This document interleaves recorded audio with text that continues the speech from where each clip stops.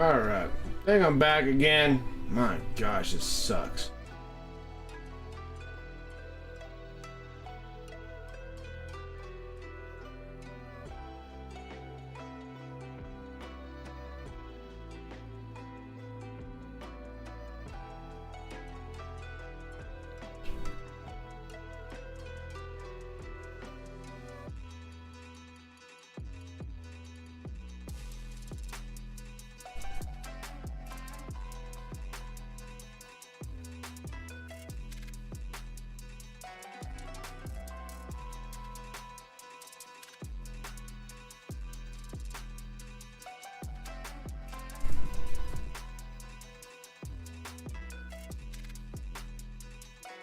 Alright. This internet always makes me want to just like quit. What's up, everyone? My name is Brent Lee. Welcome to Wicked Minis. Sorry, close that again. I don't know what the heck goes on with my internet, but it does it all the time. All the time when I'm streaming. Always doing when I'm streaming. Always.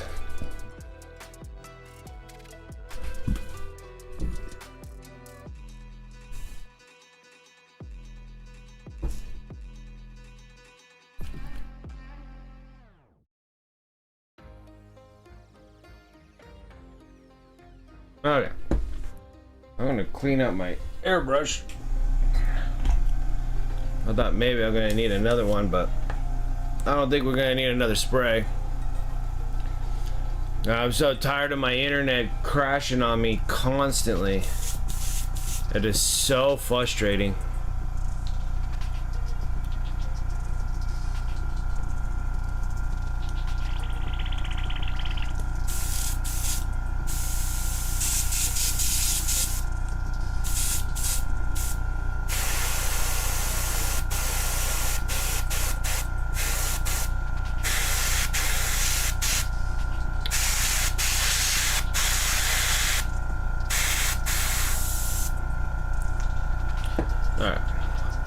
That's all we're gonna need there for the top brain there.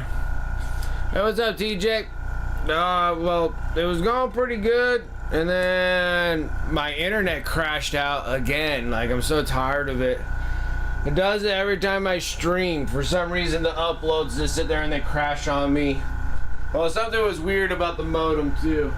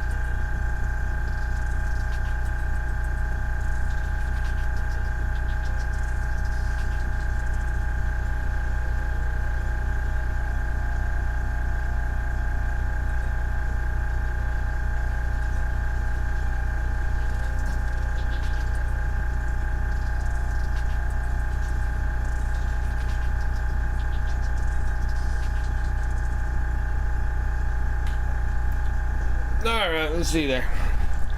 Yeah, I'd be doing a lot better if my freaking stream would stop crashing when I'm actually going live all the time. I mean, it just kills everything. And it's not anybody else's deal but mine, but it's just I can't get the guys to ever fix my stuff. It's just like it feels like this is gonna be how things are.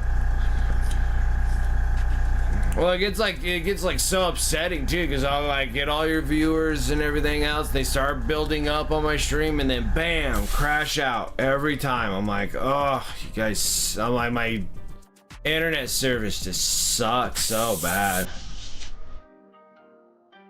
I don't know why they keep doing what they're doing, but they always do it. They love doing it.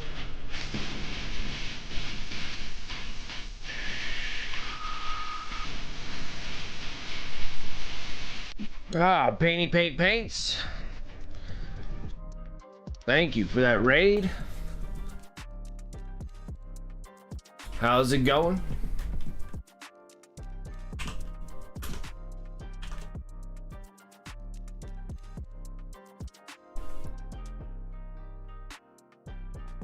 Because that was intense. What's going on?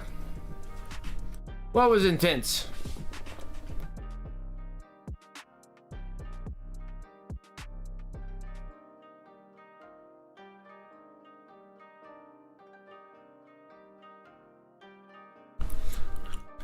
Heavy metal on the raid? It's not bad. Everybody needs a little trivium in their life.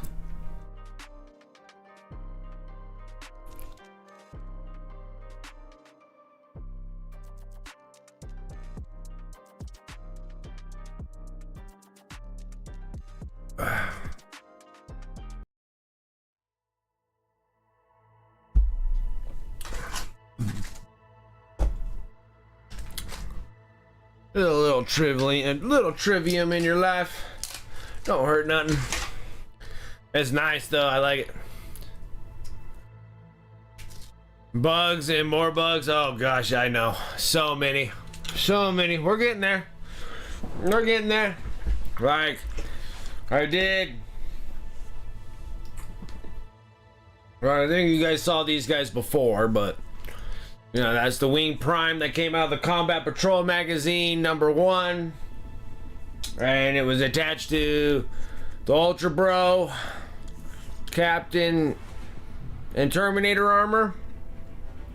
So that's magazine #1. And then this is magazine #2. We got the magazine #2 part all done. They look good.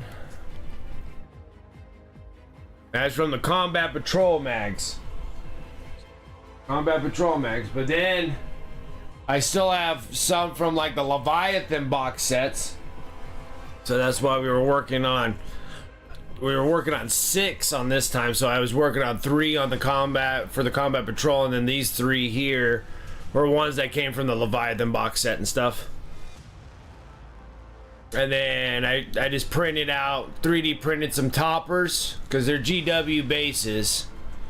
I just put the little resin toppers on here and then stick them on there. So got a good amount of those. I'll be varnishing them tomorrow. And then now we're working on the Neuro Tyrant and the 2 little dudes that go with them. So right now I was working on putting the purples on, and then I missed a spot on his head.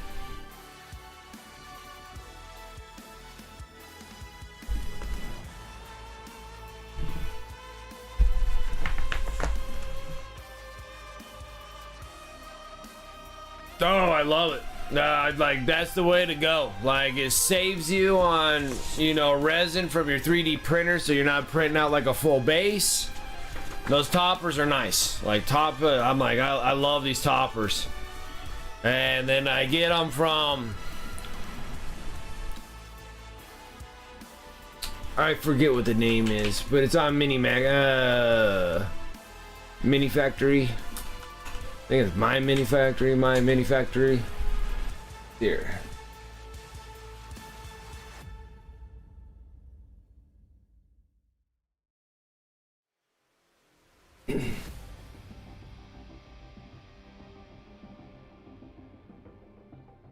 Over here,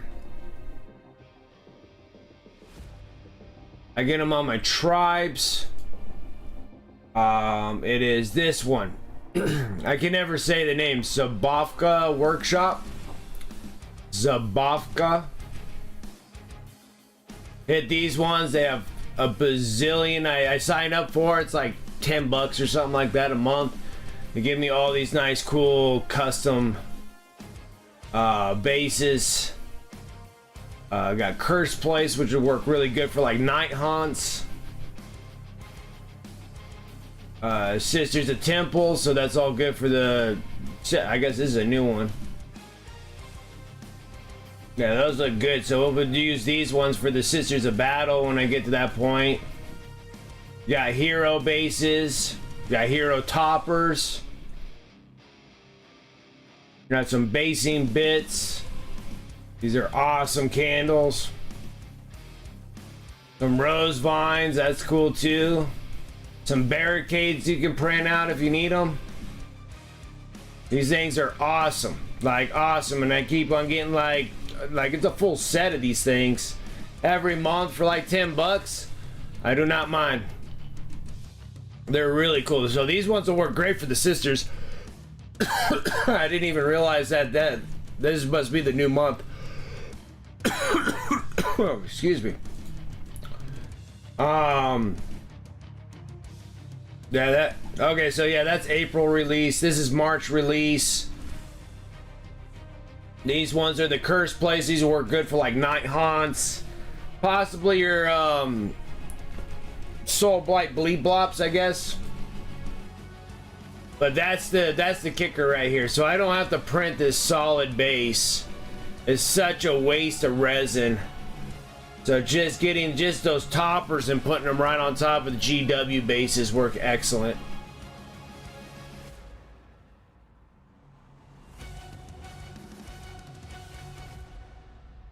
They're freaking neat. I've been really enjoying this dude.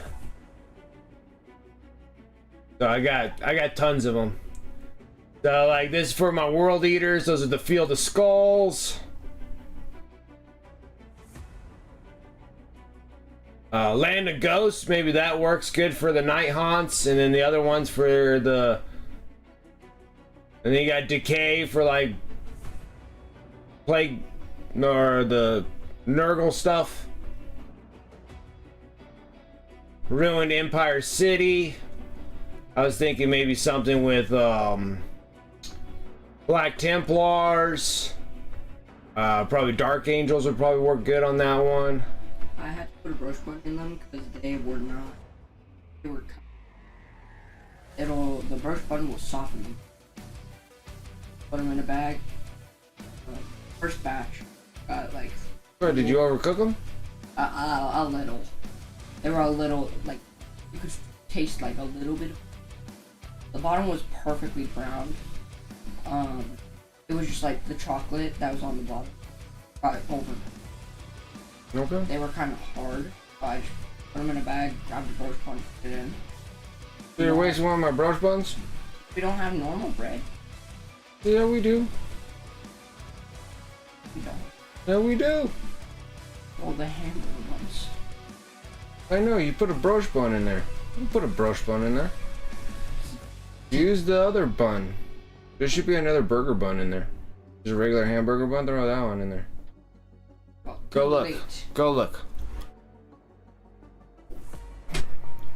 FDM printer? Yeah, because I actually... It's crazy. The pre-supports on these things look like they're meant for an FDM printer. Because they're like super thick walled.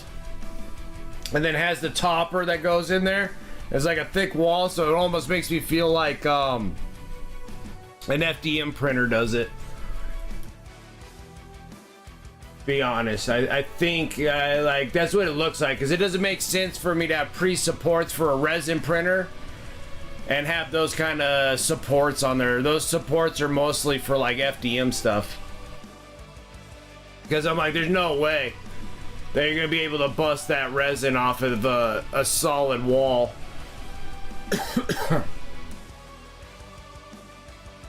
Still choking to death.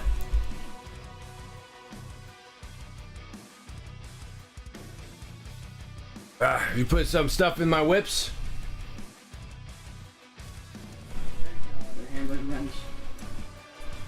Okay.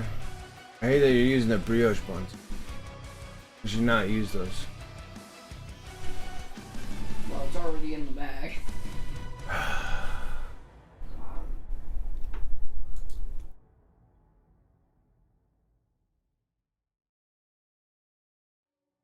Nice.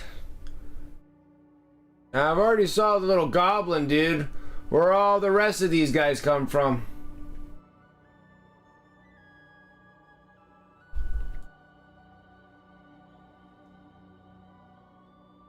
Like, I've seen the goblin dude. That one looks like something from Batman Adventures. Then these are Reaper minis. And the rest are Reapers. Cool. From Batman the Animated Series? Yeah.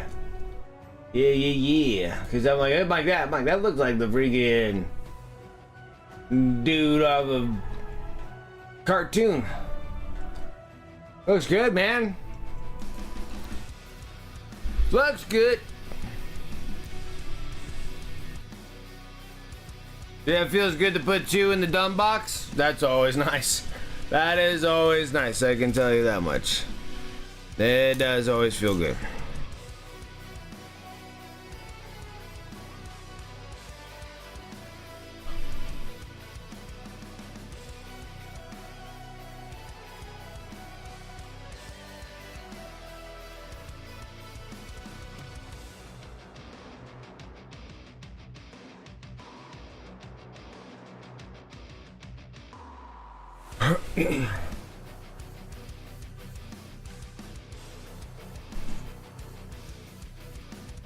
Yeah, it's nice when minis get done.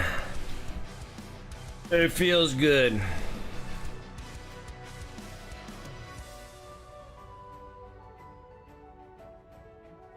And then your ambitions get bigger. And then I'm like, I gotta finish armies.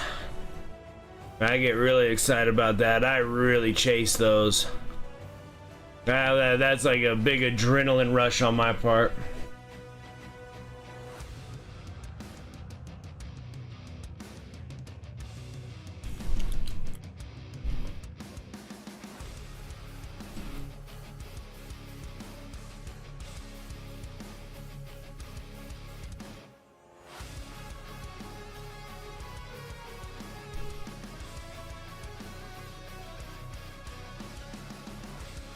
Okay, look better than the box minis. Yeah, that's awesome.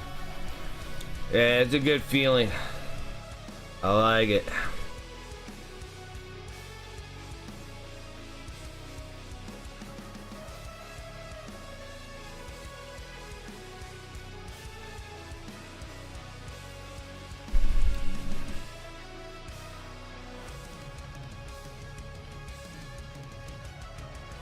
I like it.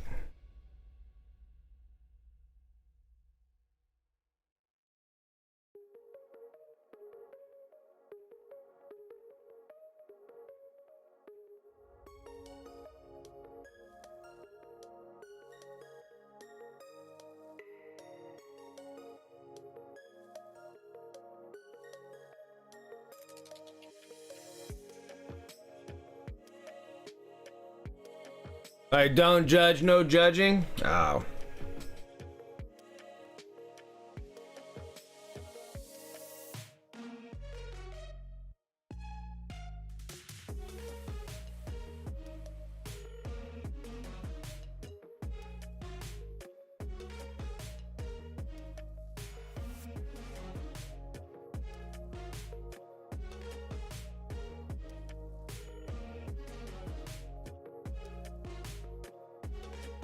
Oh, the brains.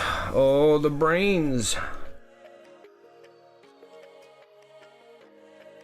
5 cookie batch actually turned out good. Didn't get overcooked on the bottom. Okay. Perfect. Good, dude. Second batch got perfect. First batch of. Yeah, a little burnt. Mm-hmm. Well, good job.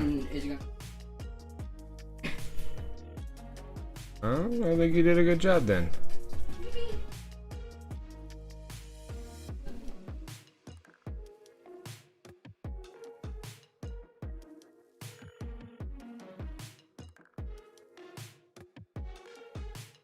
I know. And then they're cookies that I can't eat. You put butter and put real butter in it and everything. Then put the fake butter in there. So I can't eat them. And then you put chocolate chips and I can't have those.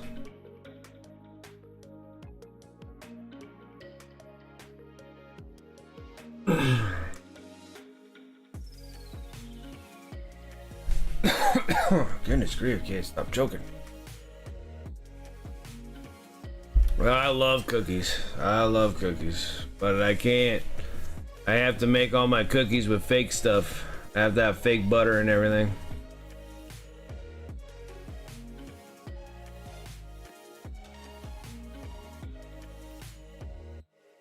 Or if I use like shortening and stuff, then I can eat the cookies.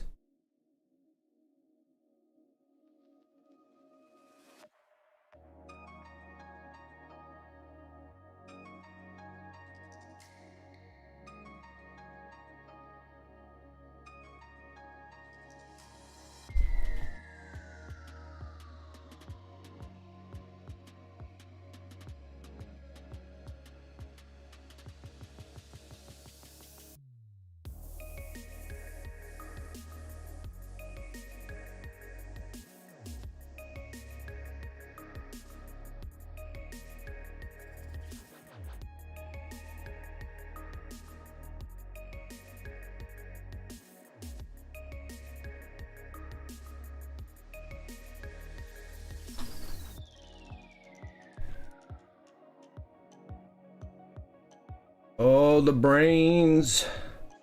The brains.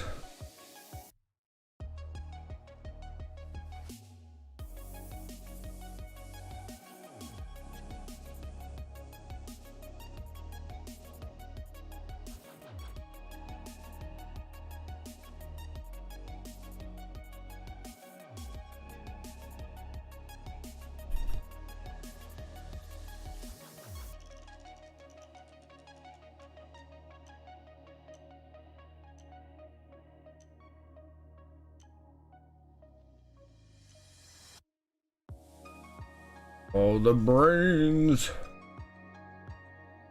Oh.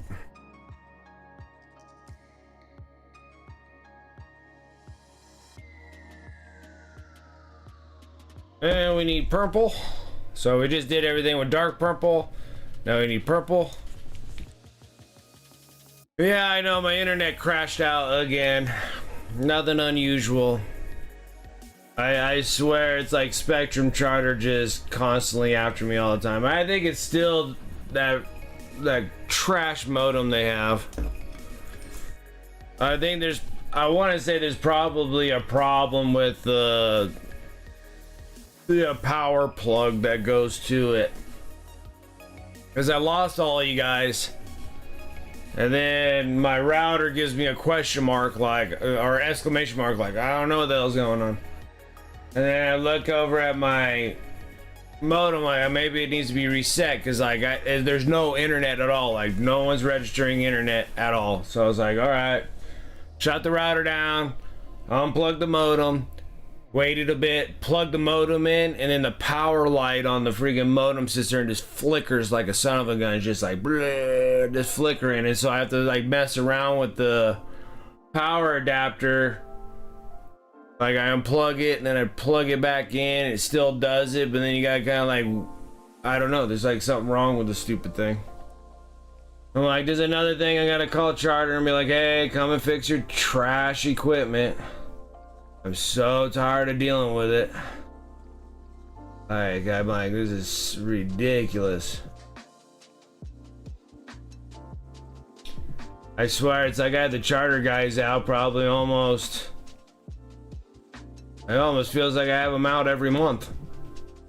I'm like, dude, I'm burning through your guys' modems like every 30 days. And I'm like, I don't know what the hell's going on. I'm like, I have no idea what's going on with your guys' stuff. But it has been a constant nightmare since you guys have been messing with it.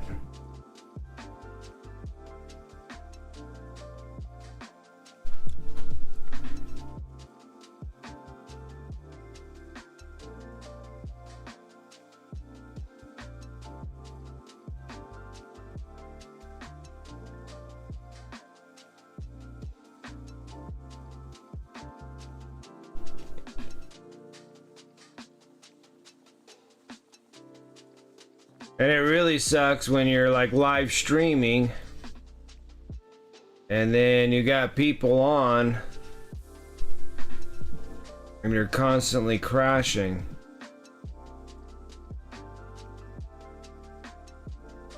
It just sucks. A lot of people don't come back on and stuff. You go somewhere else or whatnot. So I like lose all my viewerships and everything. It's just such a frustrating process.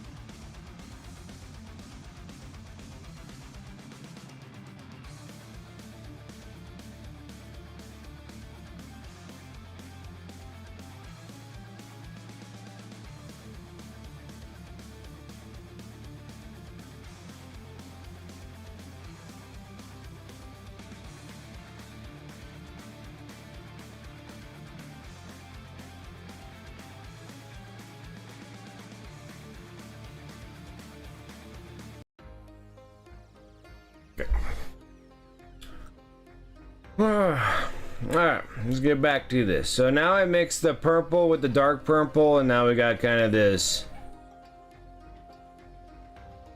this plum color, I guess you would say.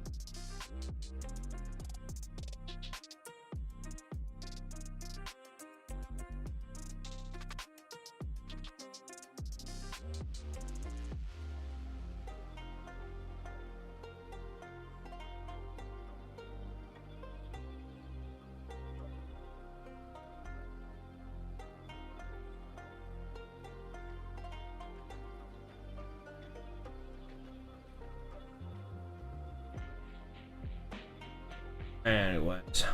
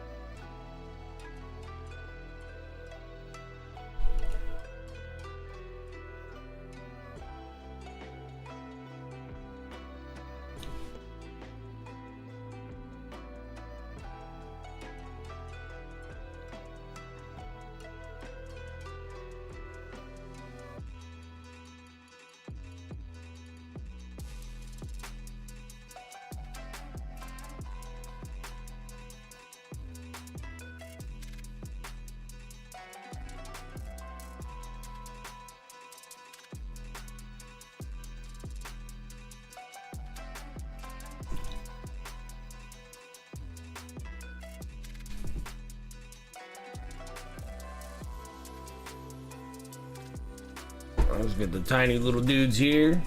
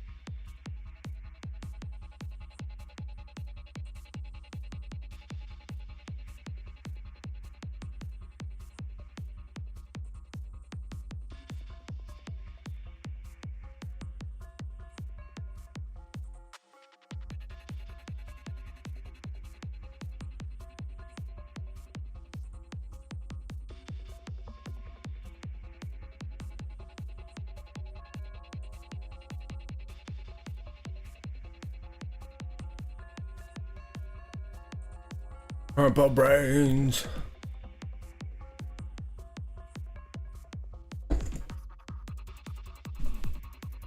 Painting brains. All this brains. I'm gonna go straight up purple.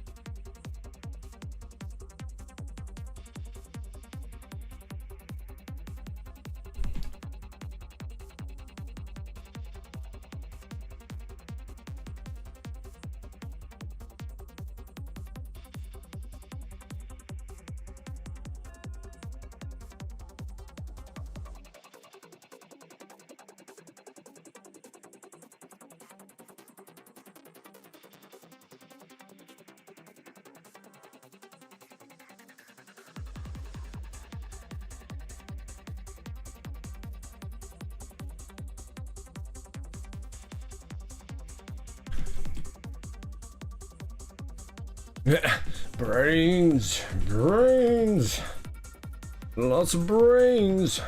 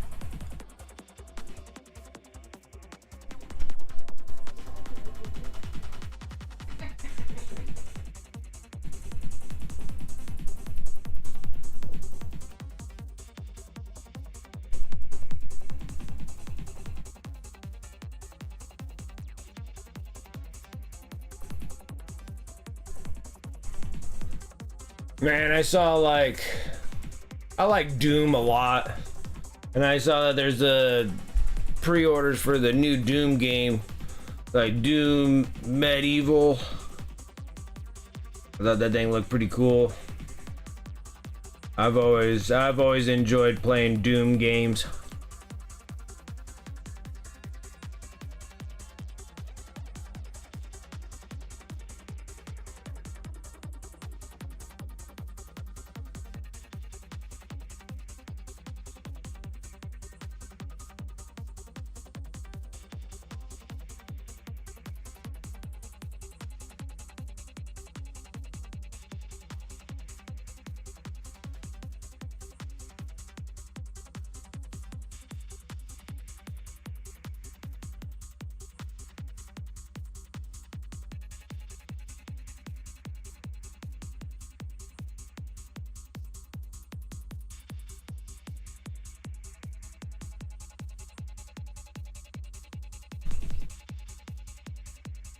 I'm wondering if I should make those brighter, but we'll hold off on that.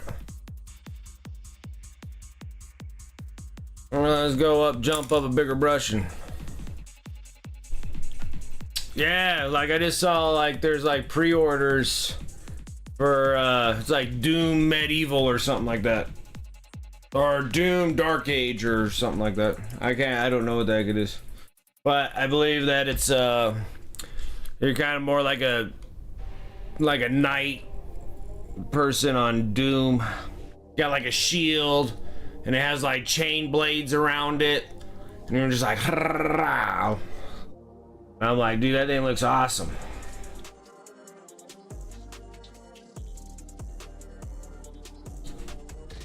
And I've always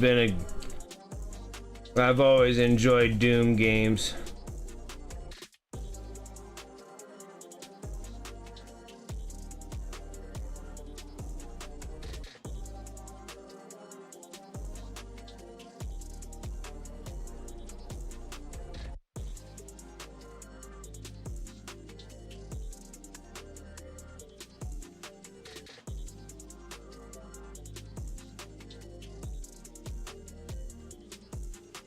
Okay, so it's Dark Ages. Okay, so it's a Dark Age.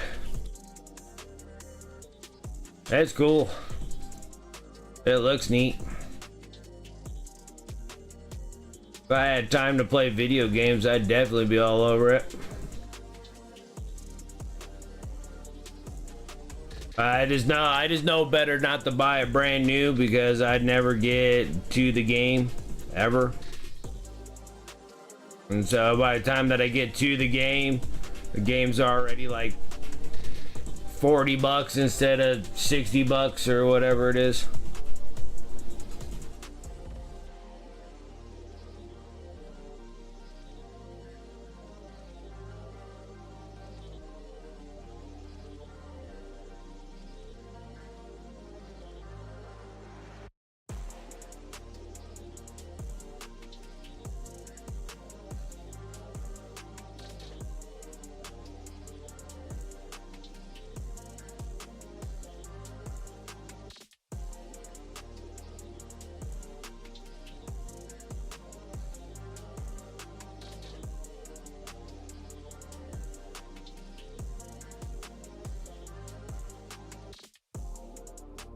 Oh, these brains.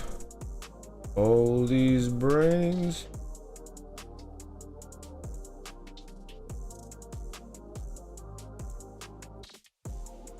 Oh, pink matter here. Look pretty good. I like them. I don't know what happens if I hit this with like another coat. I doubt that's gonna change anything. Who knows?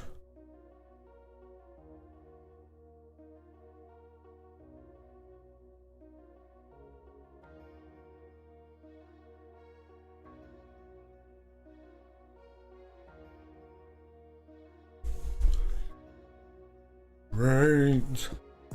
All right.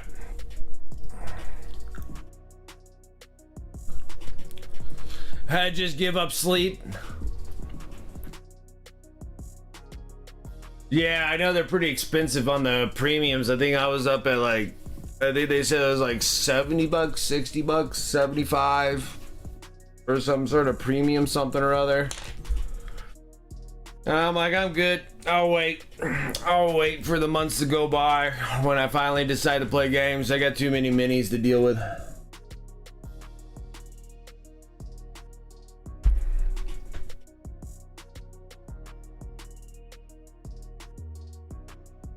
I think it's time for me to get Rebute Gilliman out of here.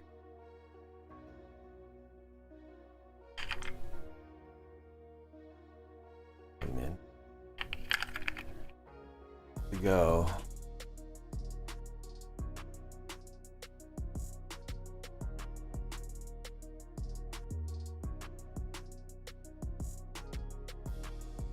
Never do. Get him in my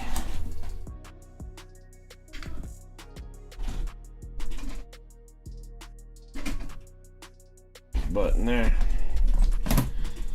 Keep the dust off him. It's always so dusty.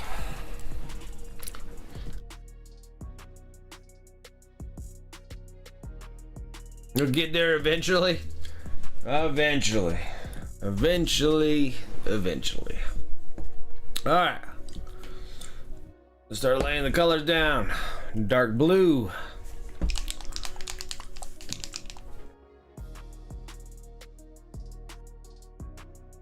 Kick it like that. There we go.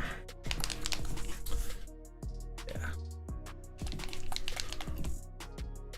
Okay. Lay some dark blue down.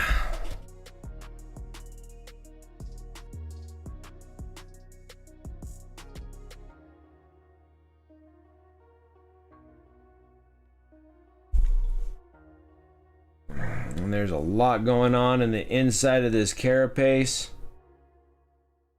Hard to reach areas.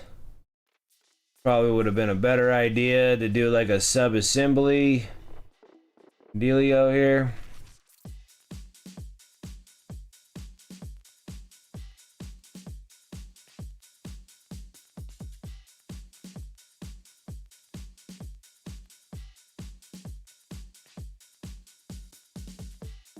And take it off this thing. What I've got going here is an issue at hand here.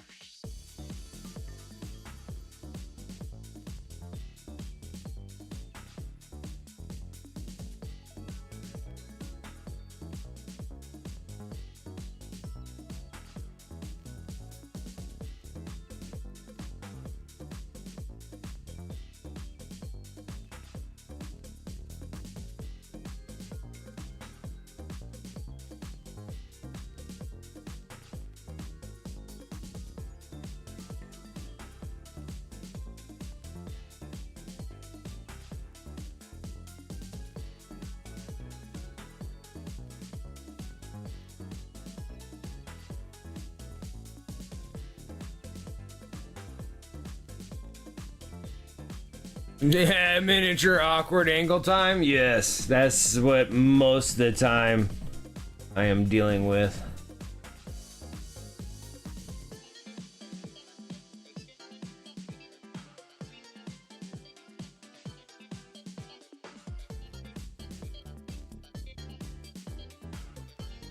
They're like, oh, look at the new set of minis. They look so cool. Can't wait to paint one. Then I already painted one of these guys before.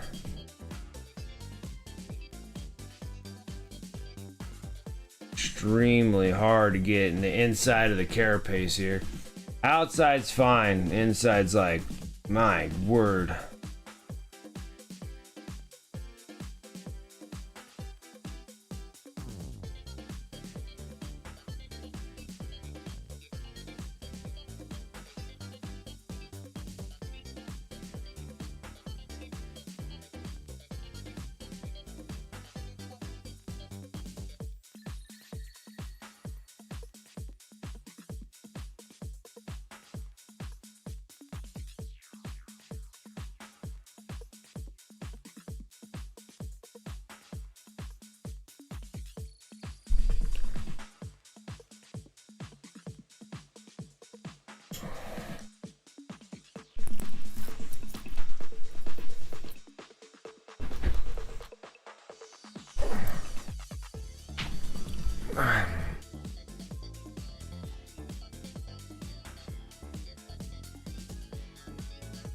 See how this can contorts and say you know sub assemblies.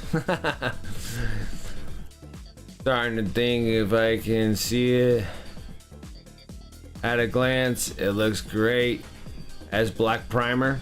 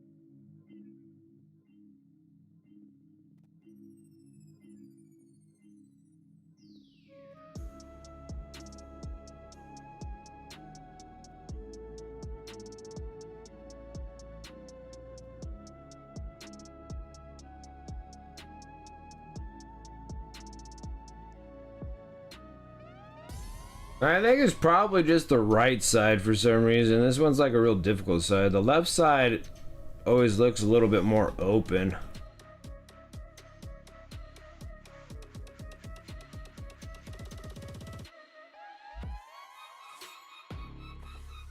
Rio's the Venator is a total sub-assembly. It's over a week now and I still haven't finished it. It happens. Just because the fact is you got so much other stuff to paint. They give you all the details there, but then when you assemble it all together, you're like, a quarter of the stuff is all hidden.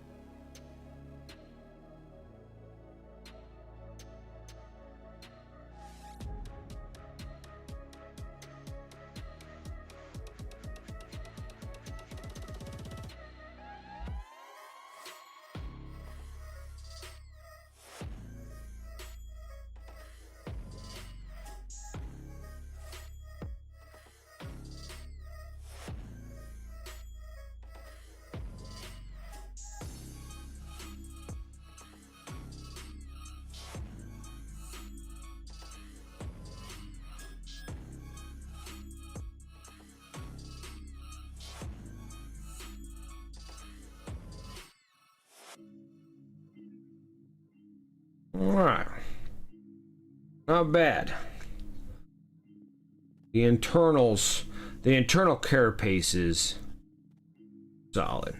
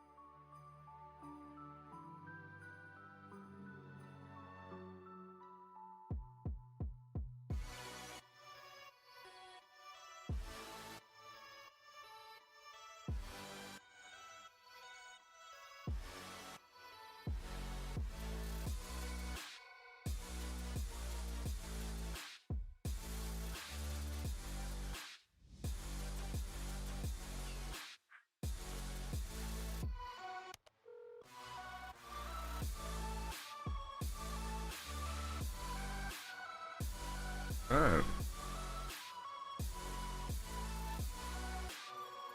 Alright, get base coats done.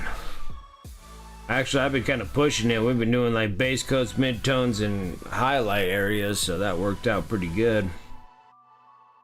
We got all the reds where they're supposed to be, so the red's just all ready for a wash.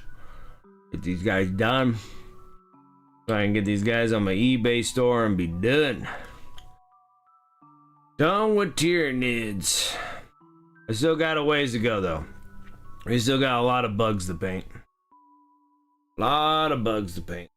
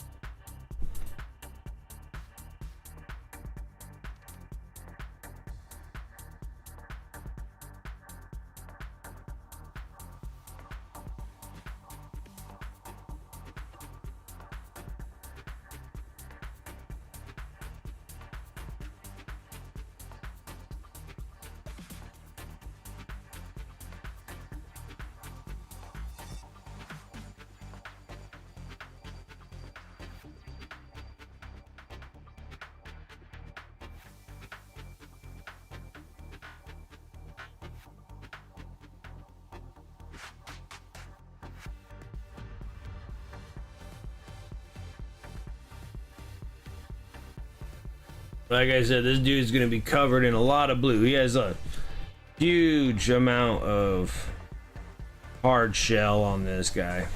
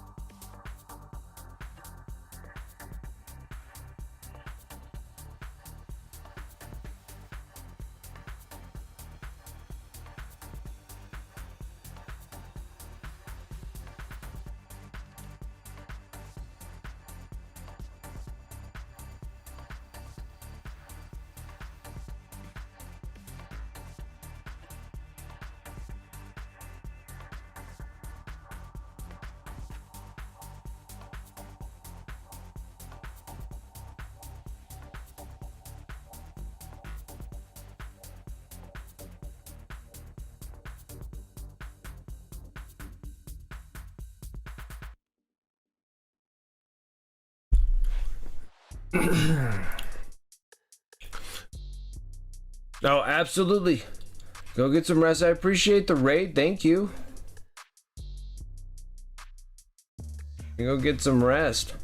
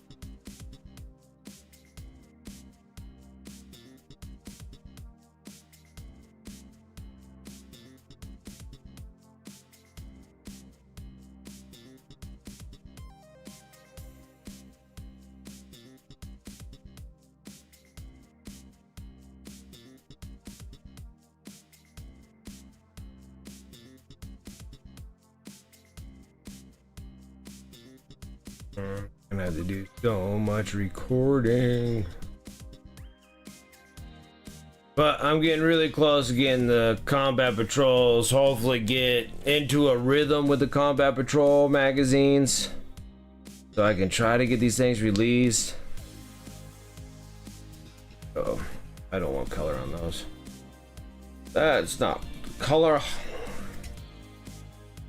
Let's try to pull that off.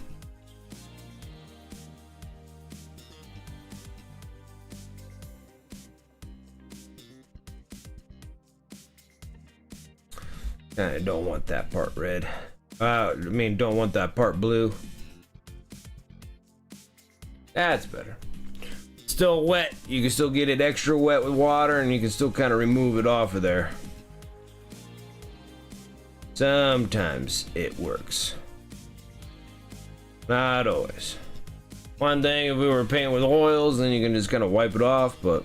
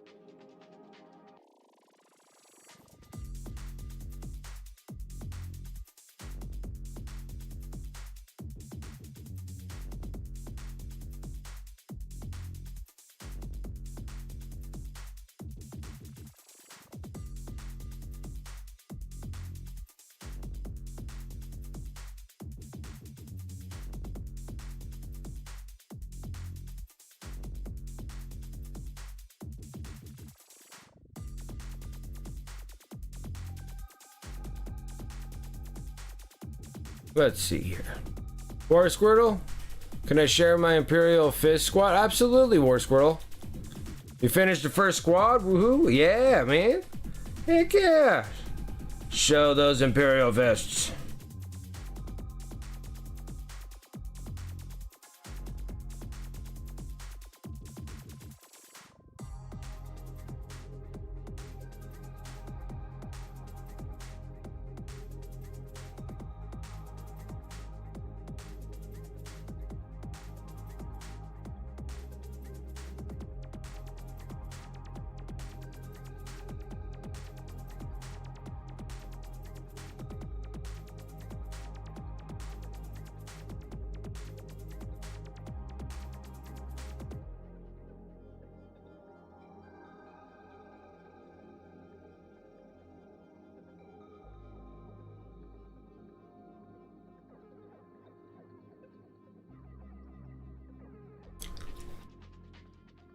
There they are. The Vox guy looks cool.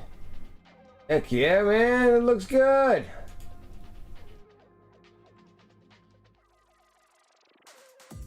Look really good, man. Look at these things. They look great.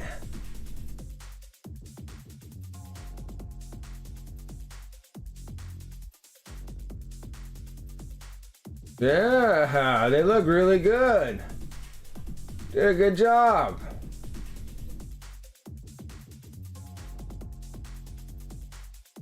Heck yeah.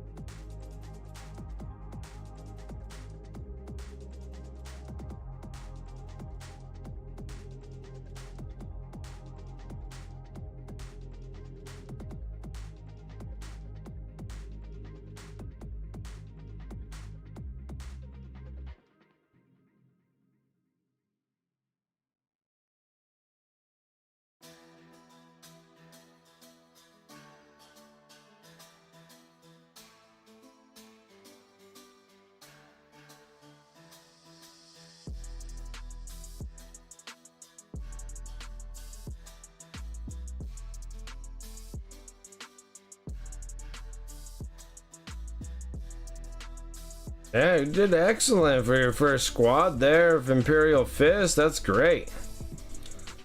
Oh man, just seeing those made me want to just like, we're gonna have to stop and work on 30K models.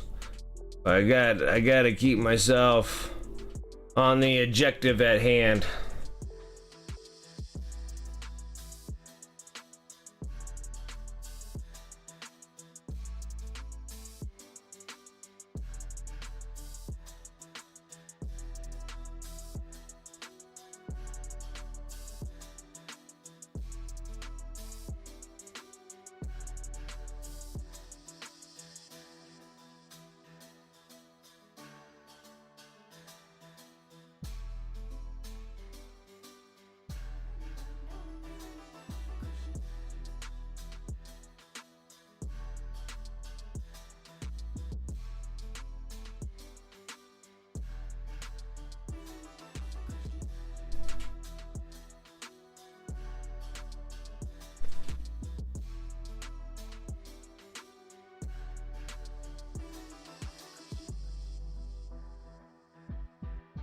The support 10 roto cannons, nice.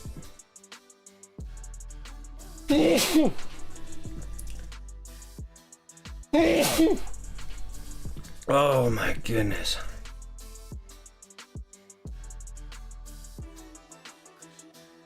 It's that time of season where it's just nothing but allergies and me just dying all day.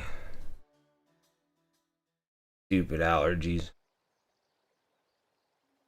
There's so many things I wish I just didn't have to deal with. Allergies is like big one. Like, I wish I wasn't allergic to animals. Wish I wasn't allergic to sagebrush. It's so nice.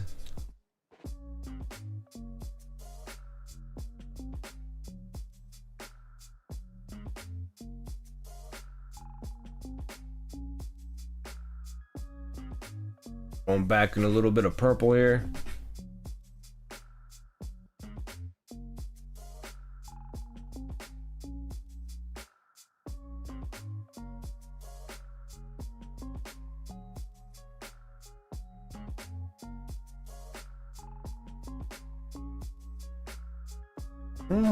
Actually, I might make those things green. Change my mind. They ain't gonna be purple, they're gonna be green. Alright. Then we got these little dudes.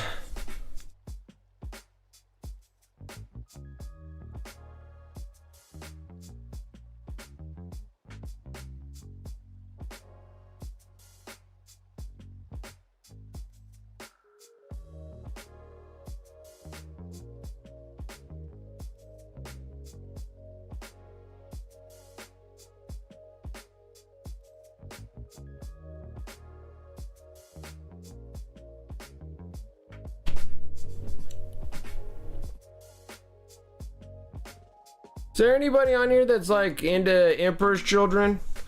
I don't think I have any Emperor's Children peoples. I had a lot of people talk about Emperor's Children, and then now they're like not talking about it anymore.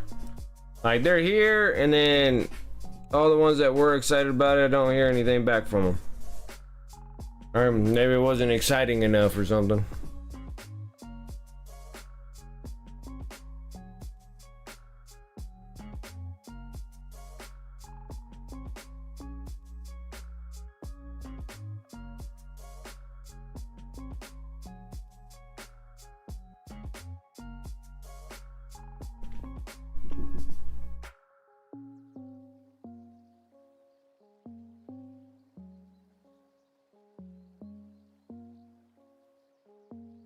No kidding. What the hell?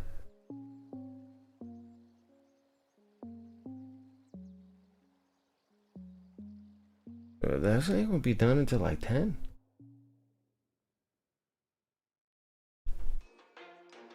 Hey, just make me a pastrami sandwich.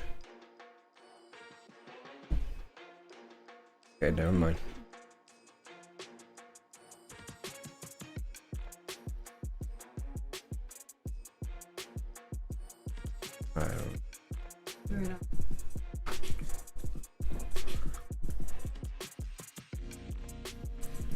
But I love the concept of noise marines. Yeah, I think the noise marines look really cool.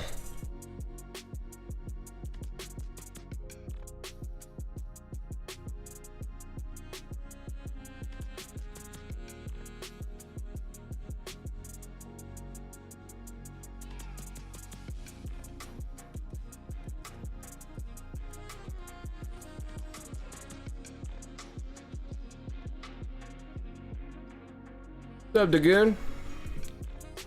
How are you doing?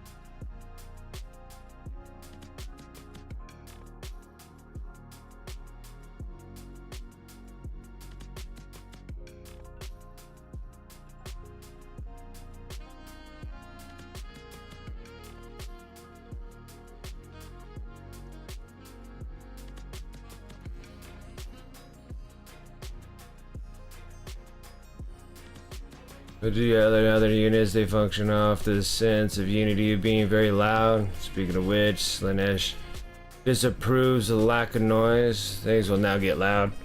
Yeah.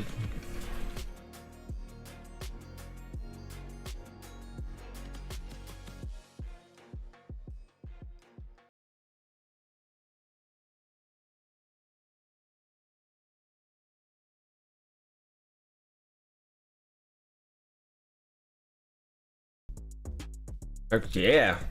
Well, Ghostbuster love there.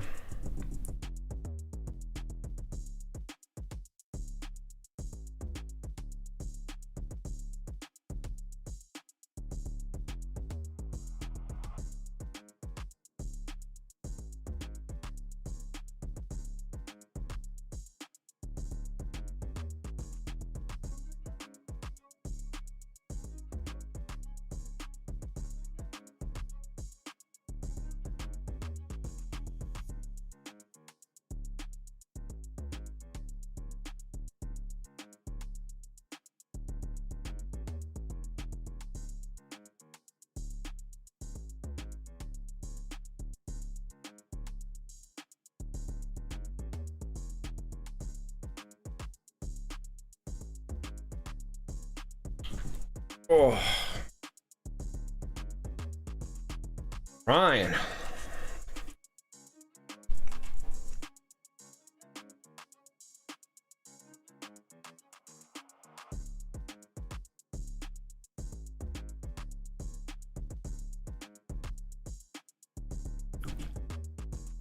Sitting down immediately, all my animals want to occupy the space that is my lab. 2 cats and a medium-sized dog. Yeah, they all just come right about.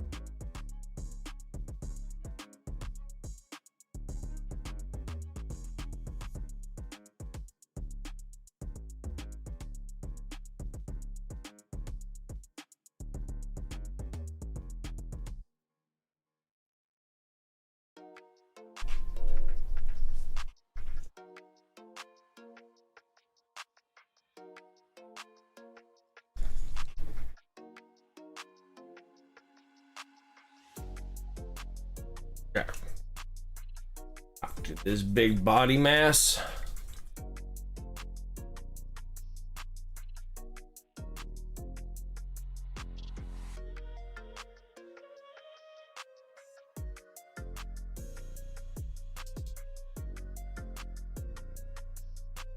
All right, next one up.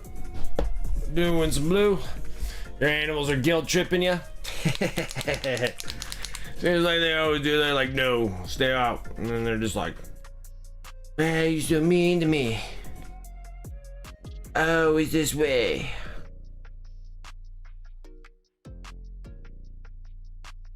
Solid blue here.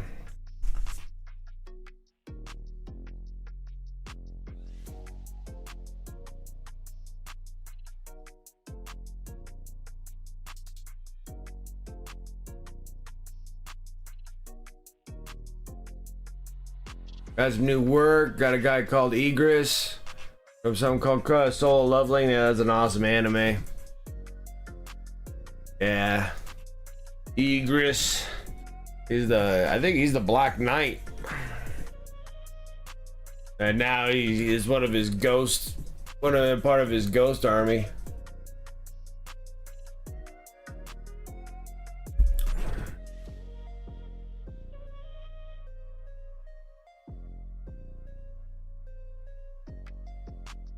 That's a cool piece. That'll be a really neat piece.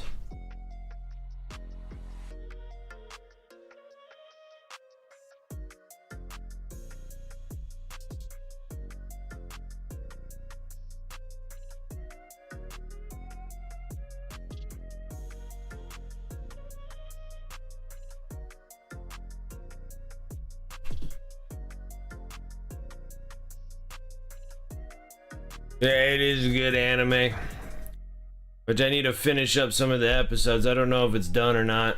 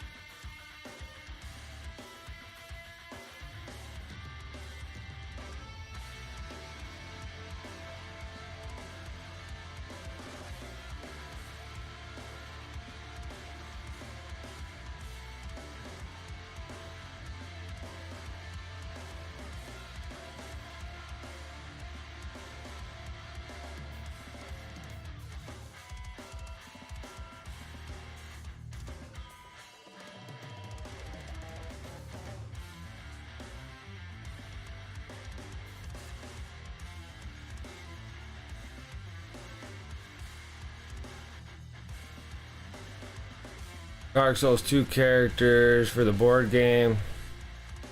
Help ID them, Smog Dancer and Cherub. Paint the Dancer, many layers of thick paint, cover the thing in. Soaking in the simple green right now. Getting a few layers off at a time, yep.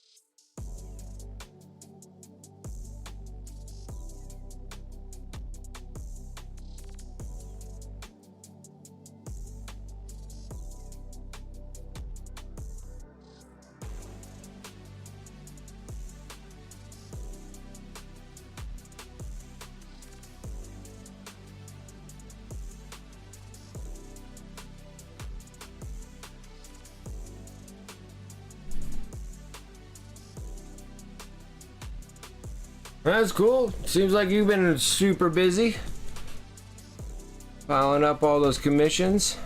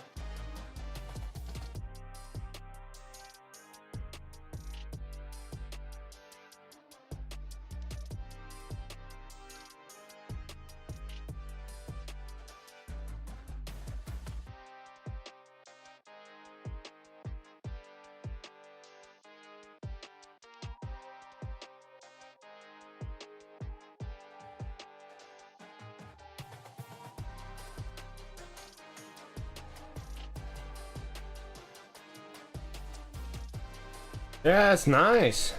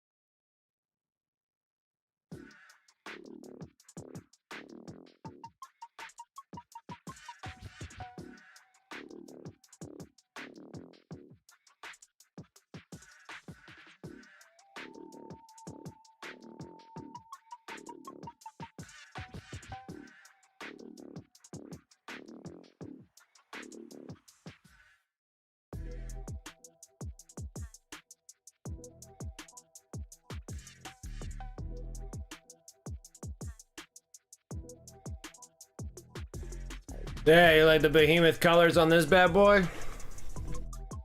The Behemoth color scheme on this one? Yeah, he's coming out looking pretty good.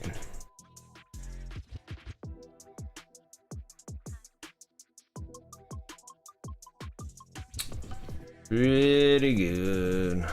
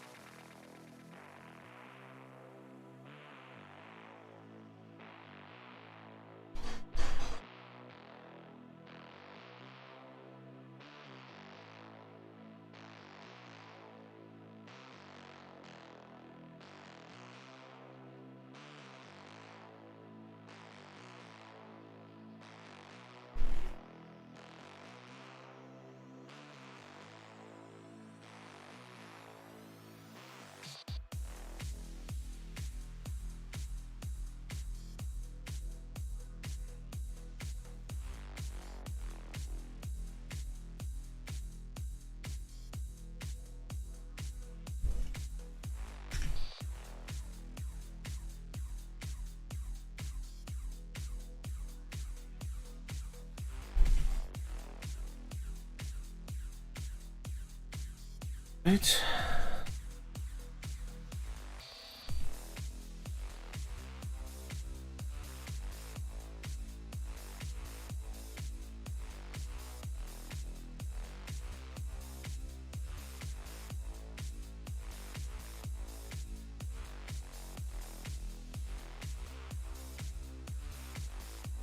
Almost got all the hard parts all done on this thing.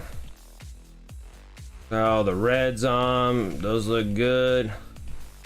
Get the blue going here.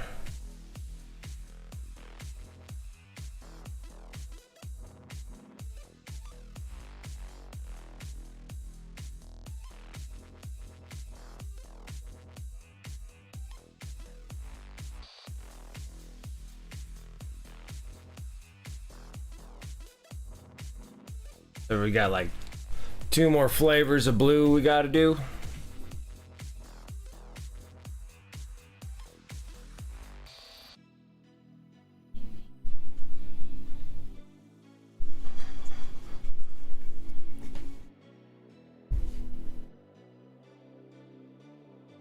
Pull back.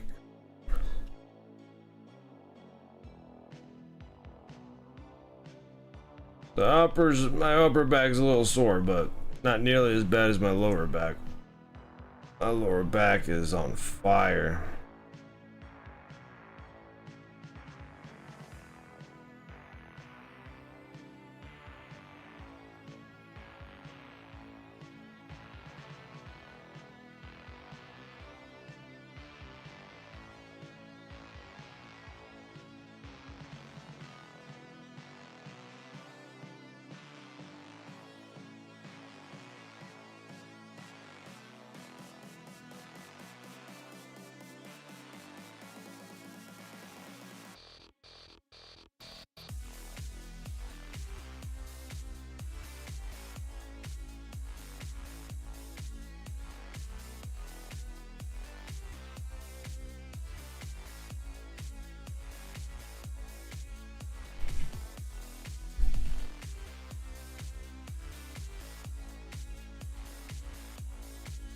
So now we're gonna do the little babies.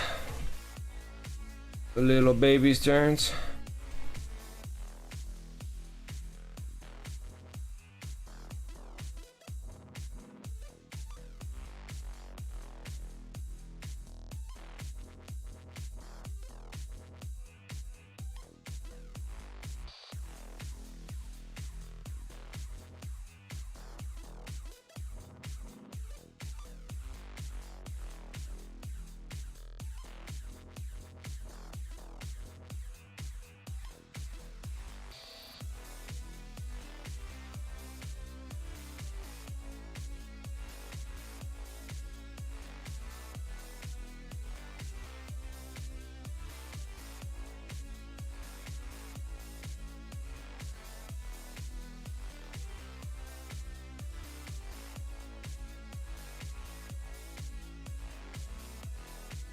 There's a lot of duplicates of everything.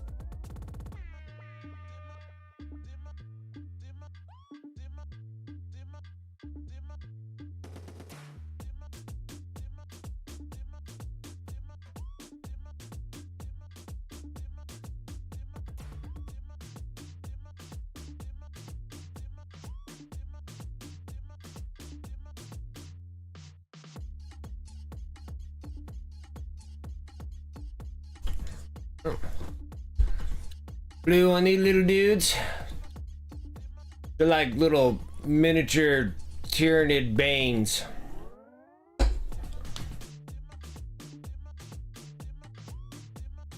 Alright, next color.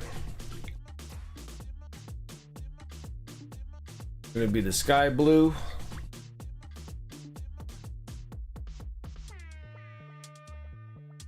I think we might drop it down.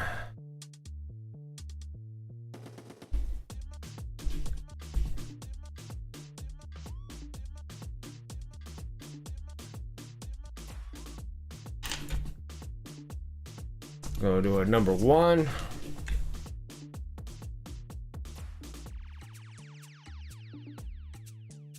Oh, okay. Okay. Sky blue time. We will use up the rest of this bad boy. Getting close. I got. Yeah, see, I got 22 milliliter bottle ready to roll.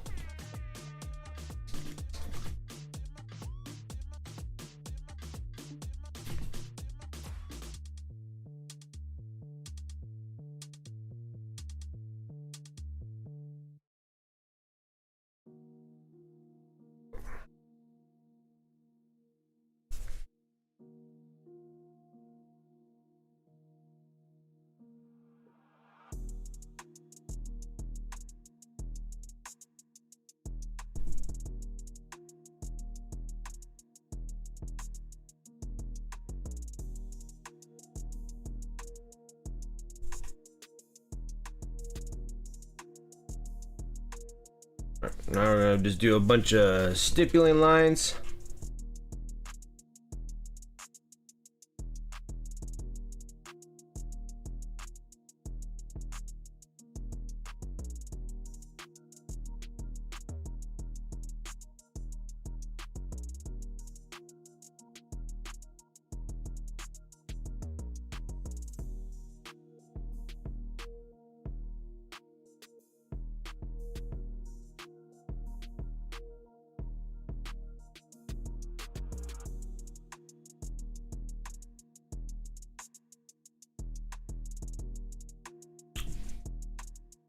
Touch it right onto the red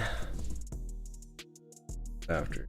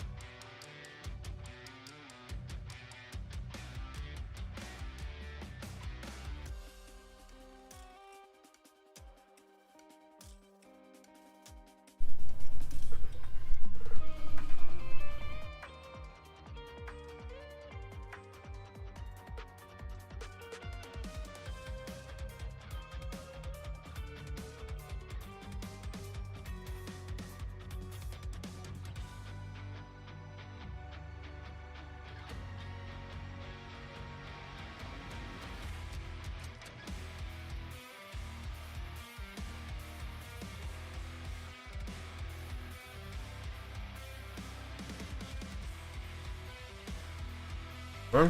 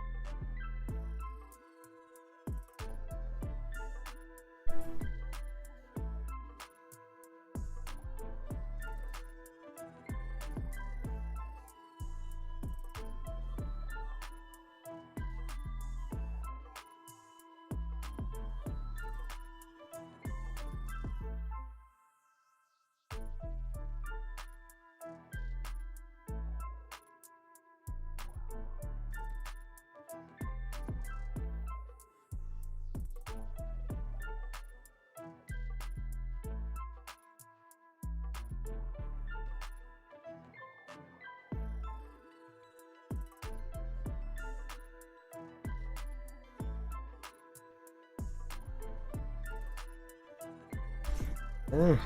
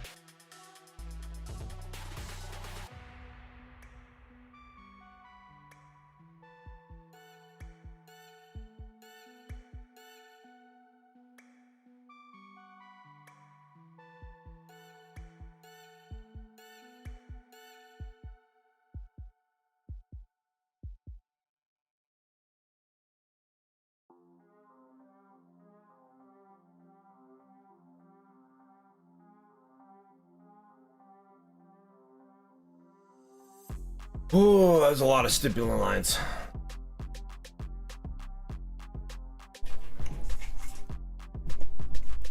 We're getting there. Take just a little bit of a breather and get a little bit of dinner. A late dinner.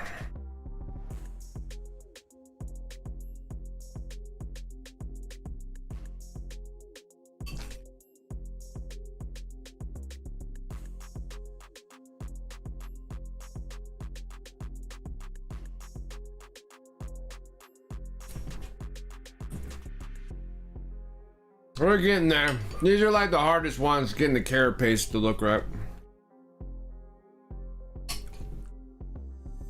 Afterwards, then it's just, once you get the two main things done on these things, like their main body, whatever color you're putting in at, and then hitting the carapace, and then everything else is like, just, you smoke through them.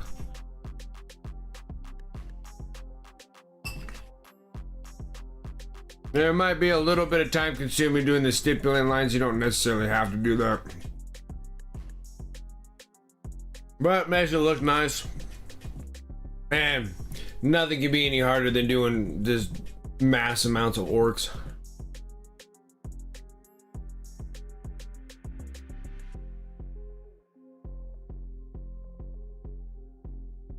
Like, I feel like I'm going through these guys a lot faster than my orcs.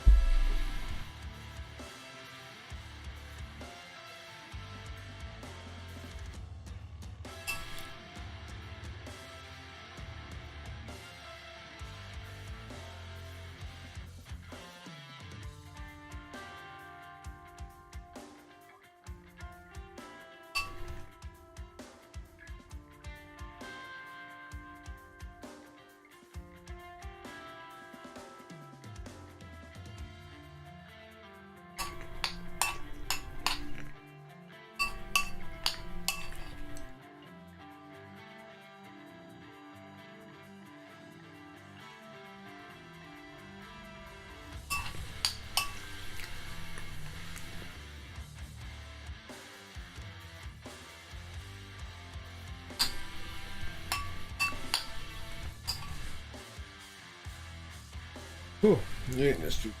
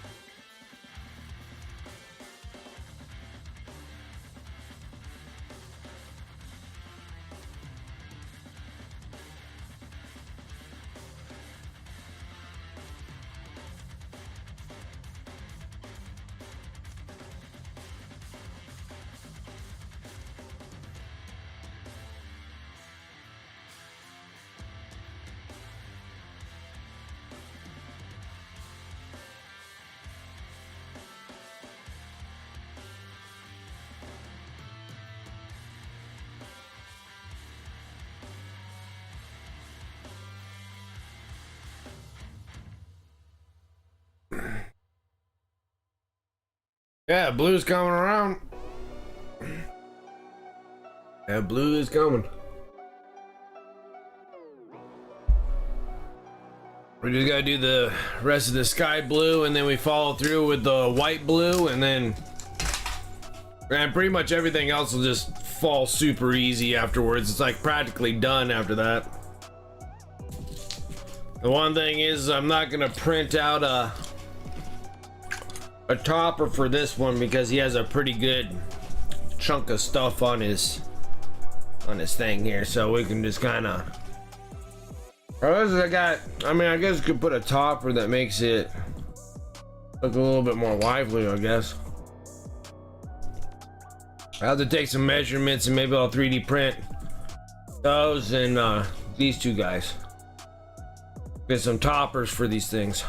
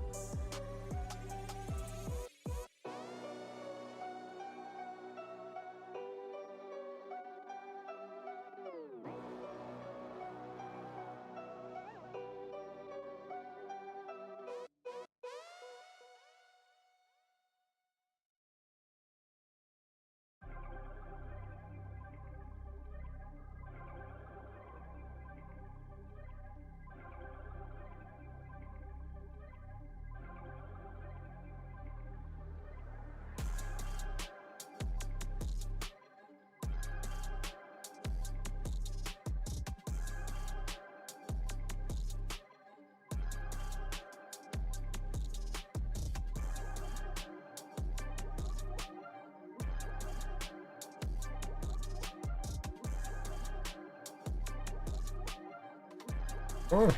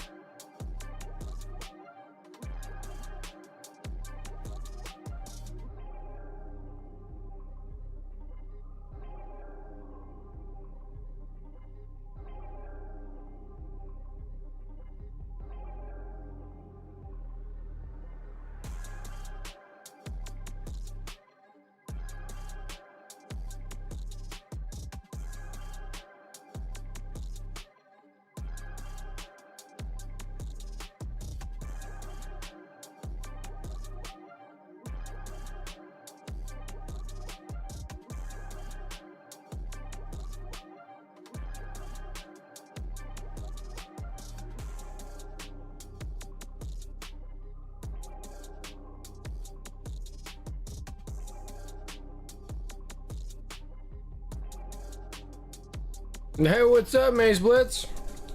How you doing?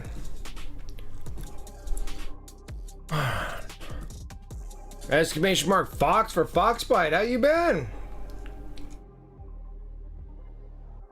Hey, what's up, Red Smurf?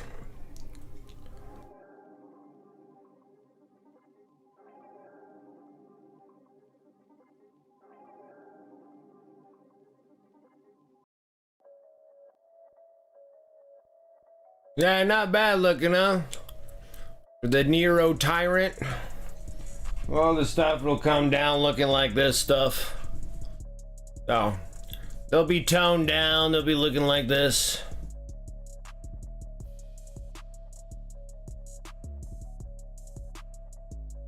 Or like the Leapers. Just going with that Behemoth High Fleet. You know what time it is? It's magic time. I appreciate it. The magic time. Chilling and painting makes me want to eat seafood. Exactly. That's what I always kept saying, dude. I'm like, don't these things look like lobsters and crabs? Yeah, get some butter. Let's do this. A little garlic butter. Is new for your painting hobby this year? Shoot, I have no idea. Just trying to get these guys gone, painted and sold. Get rid of all the Tyranids.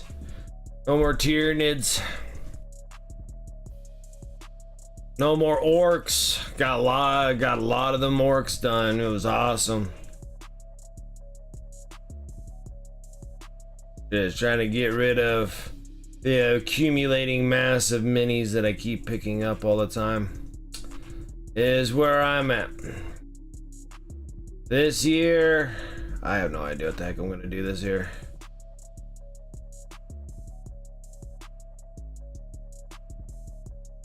I think I probably need to better out my situation financially a little bit, so maybe I can start going to some conventions and stuff next year.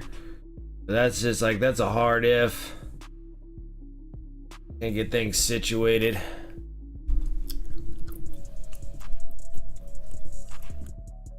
You had pizza? Oh, that sounds good. Oh, it sounds good.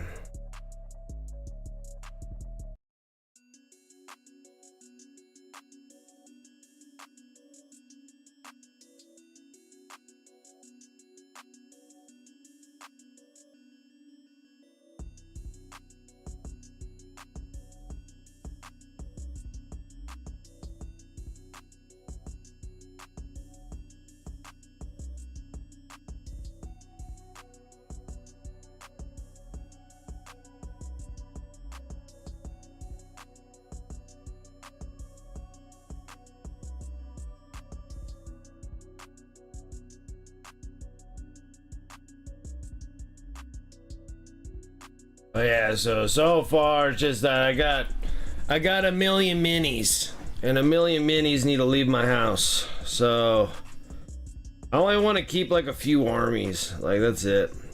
Like for my own personal army, like I don't need everybody's. I don't need every faction. I don't need them anymore. I got to that point. I'm gonna slow down my buying sprees.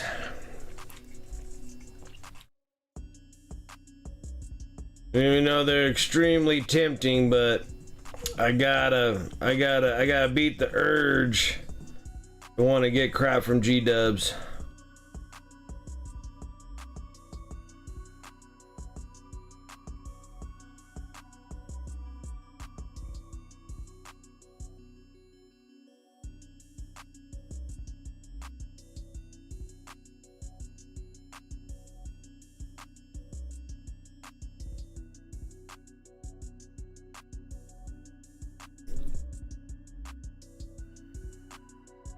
They don't want to catch them all. I think I got them all, dude.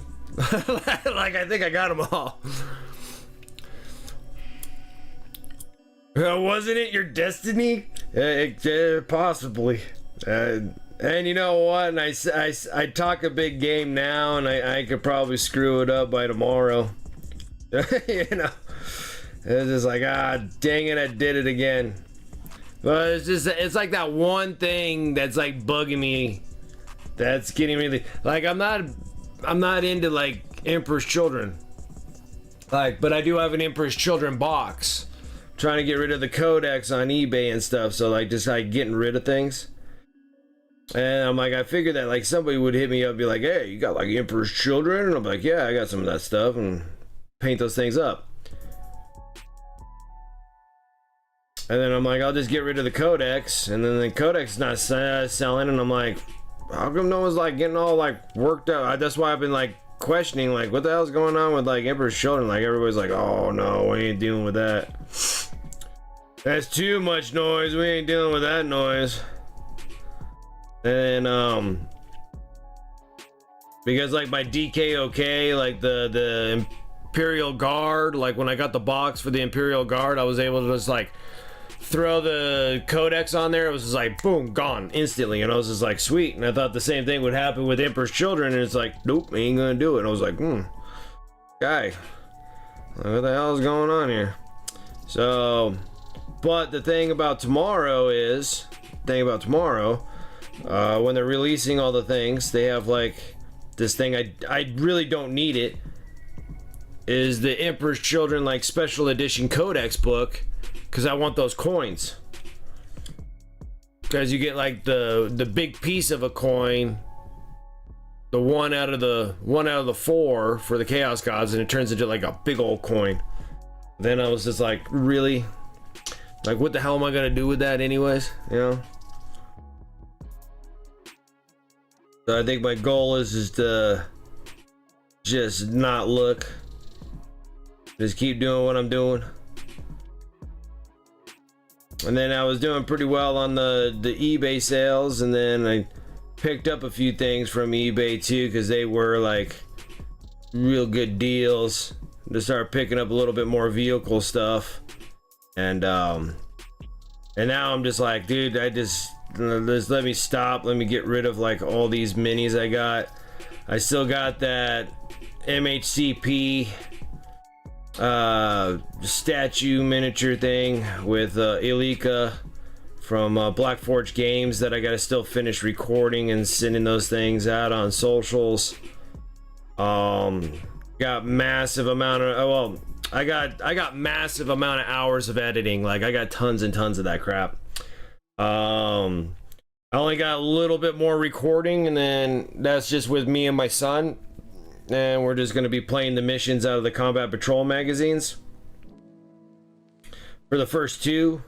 And then I'm just going to be just hunkered in here doing like countless hours of editing, trying to get all these things all set up for YouTube videos.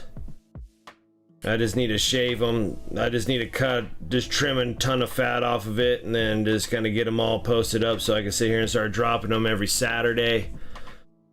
And try to stay consistent. That's the problem. It's all about the consistencies, and I'm not doing well with that. Plus, this month sucks with just my regular stupid job. It's just so stupid busy.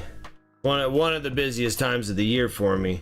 So it's like April and July, and then normally I'm just dead. I'm like dead in the water. It's hard for me to like even get home and then start painting and stuff. I'm just like, I am freaking dead tired. And then on top of it, doing recordings and all the editing and stuff. It's like they're like both like full-time jobs. It's fun, but I'm exhausted. So that's probably what the thing is. And I gotta just stop buying stuff.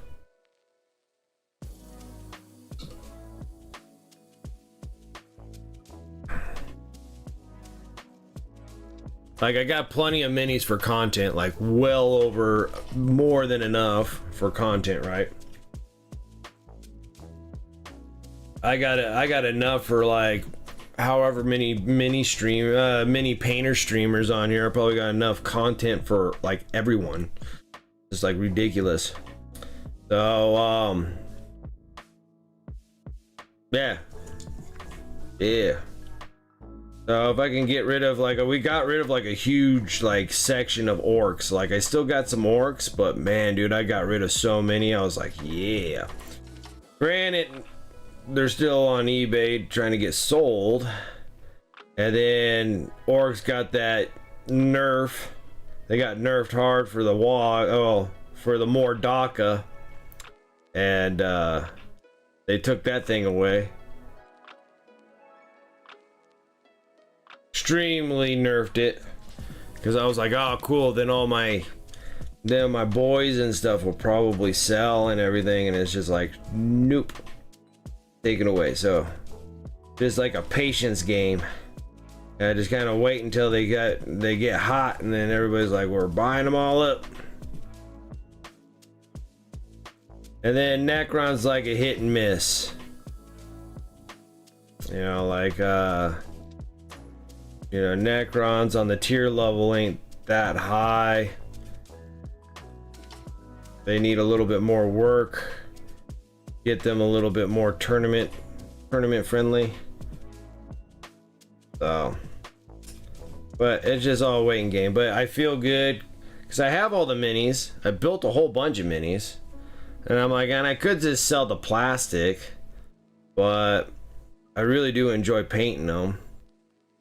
So I think I'll just kind of just keep plugging away. I think if I just don't have so much on my plate right now, I think I'll be okay, especially getting Elika the Undefeated. If I can get that Black Forge Games model done, like shipped out to PSK, I think I'll be like a little less stressed. And then I'm almost there of being like done, almost kind of being on a cycle. You know, just like being on a cycle of like getting the Combat Patrol magazines done. And once I start doing that and start becoming more familiar with like getting things up onto YouTube and everything, and me and my son doing the whole, that's like 80 magazines, you know, worth of missions and stuff like that. And that just kind of like teaches you how to play 10th edition. Pretty much what they're going to be getting at with that.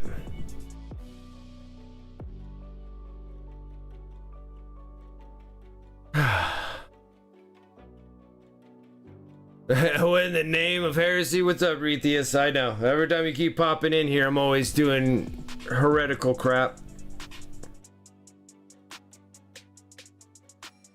I'm trying to free myself from all this heretical crap. I mean, they're cool looking minis, but yeah, just kind of hitting myself. I'm just enjoying painting them though. I can't help myself. Like, I like painting Space Marines like anybody else. Love painting freaking my Chaos stuff. And then everybody keeps showing me pictures of all these cool things that they're doing. Like, I'd love to start my like 30k army. That'd be cool, but you're gonna hate me for that also, because I want to do the Sons of Horus really bad. And because that'd be like the only time that you can actually like play the Sons of Horus, you know, because they are gone by the time you get into 40k. So, and then I like to start like on Blood Angels. I got lots of those, and Black Templars would be really cool, so I can get that army flowing too. Wow. Right now we just got to get this mass amount of stuff that I have. Tons of boxes of minis.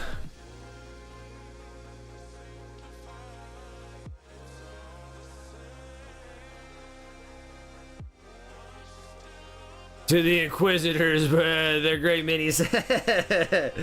I know, it's just like I like to get into a little bit of non-Xeno stuff. I mean, we were just doing Orcs, and then now I'm doing Tyranids, and then after Tyranids I still got the Necrons to kind of hammer out.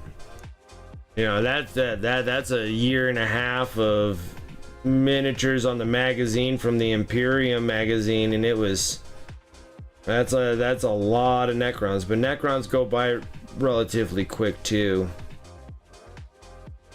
They'll be even easier than these Tyranids. I think the Tyranids, I'm making them hard by how I'm doing the paint scheme, but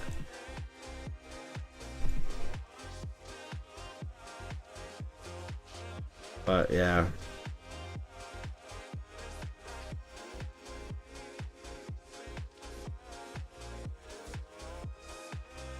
You mean the Luna Wolves? Oh yeah, we could get them all the way to Luna Wolves, but I wanted the Sons of Horus. Like the Sons of Horus. I mean the Luna Wolves. Yeah, they were like that pre-heresy deal, but he changed it before he became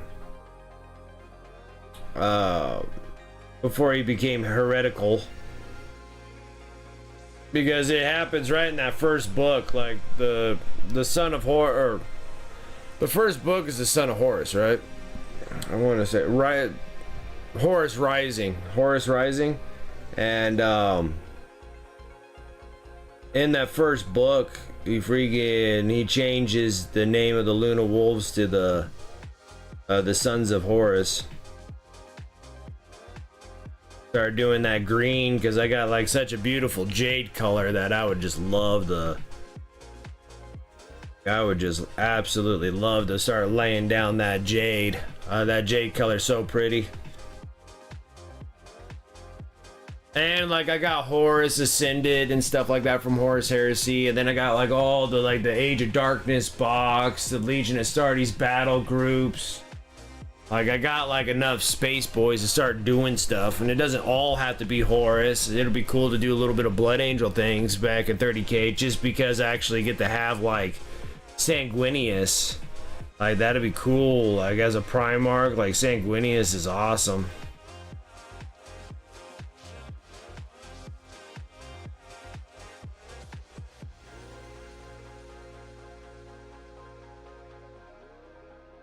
Sons of Horus, you heretic, I know.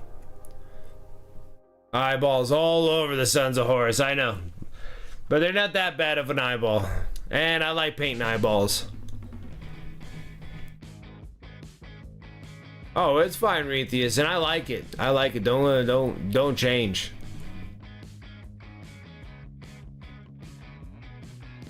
Yeah, it was a shame. It was just like a few years of the lore, right? Like, I mean, it just happened right in that first book after you sit there and you get that Samus thing. And then it was like they were on murder. And then they're on the planet with the Inorex.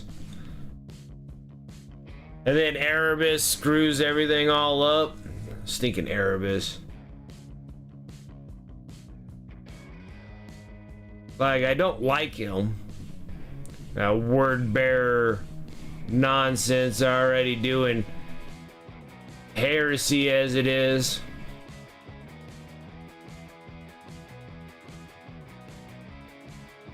And then, like, right at the end of the book, it's just like they're going to the place where Horus is gonna go bad.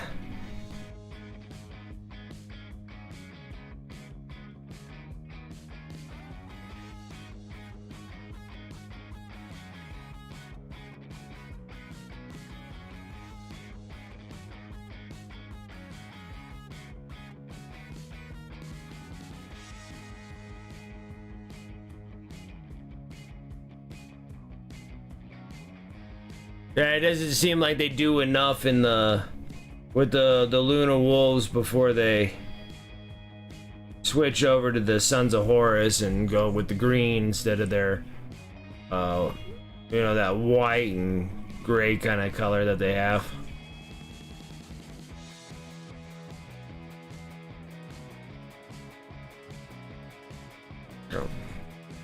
Works. Alright, so we got this heretical beast. MK4 helmets because I don't like the beakies. It's understandable.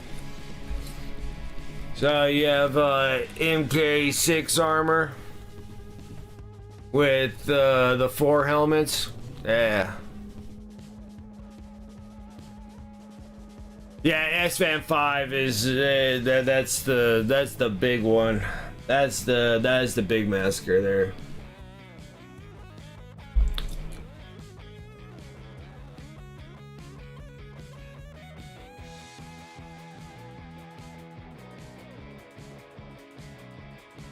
Yeah, they do. Yeah, it's the Davin's moon. Yeah, they're in the little tiny moon in the Davin system or something like that.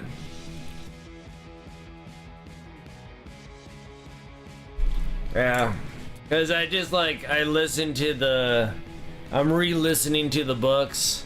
I finished Horus Rising, and it made a lot more sense now listening to it for a second time than it did the first one. There was like a lot of stuff I caught that I think I missed or forgot the last time that the first time I listened to it.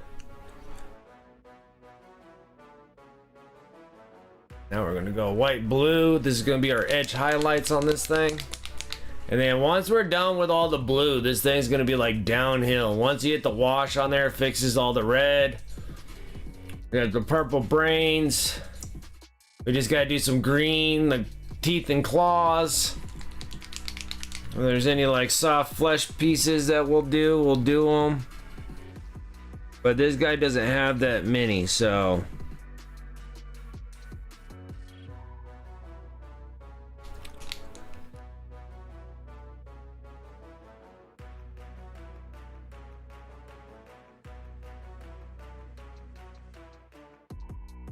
Let's see here. Erebus fought Lucius, and then Loken fought Lucius. He didn't fight Erebus. So like it was like Erebus and I want to say it's Lucius from the Emperor's Children, right? He's the one with all the blades and all fancy. And then they were like really going at it. And then, but then Erebus lost.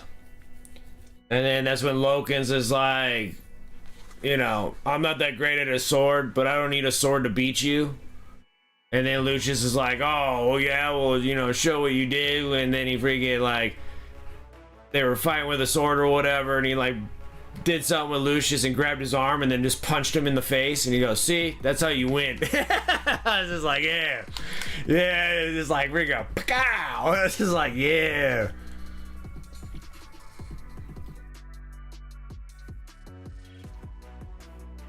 Like, that's what I'm talking about.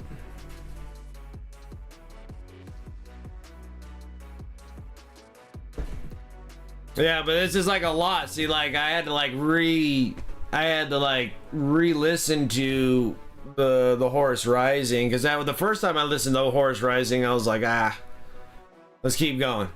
And then now I re-listened to it again after listening to all of them, because I've listened to all the books, because we're all like 65, 67 books. And all the Siege on Terra books are like fantastic. I love all the Siege of Terra books. I do not like all of the Horus heresy. Like a lot of the books are like meh, but you gotta listen, because there's like little pieces that kind of somewhat continue on to the story, but yeah, most of the time I was just like, I could care less, you know. Yeah, and that's what the big thing was, Rethius. Like, a lot of things I'm like, oh, was it that or was it this? So I'm like, I gotta listen to them again. And then the Interex was like awesome. Nemo, thank you. Thank you for the follow. Yeah, and then like the Interex, and those are the cousins of Terra. The one thing I don't think I've ever came across the info is why the Terrans before the Emperor took over as the Emperor, why all the Terrans left. Like, why did they leave Earth in the first place? I just couldn't remember. I don't even know if they even explain it. They're just like, oh, we're just finding all our lost cousins or something like that. And it's just like, why did they leave in the first place? Like, why did they leave Earth? And those are the things like, and then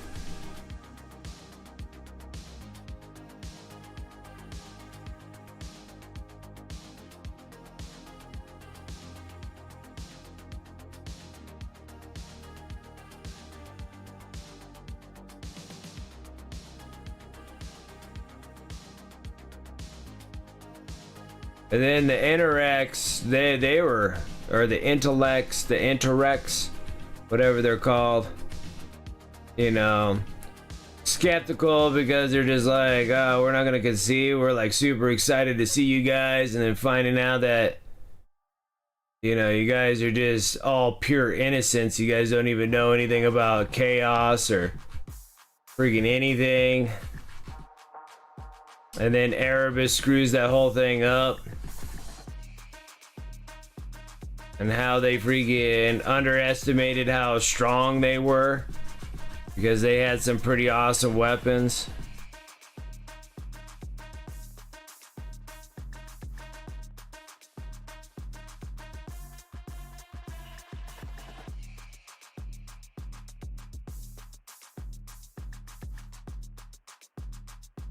But yeah, so it was just, yeah, it was nice like re-listening to them again.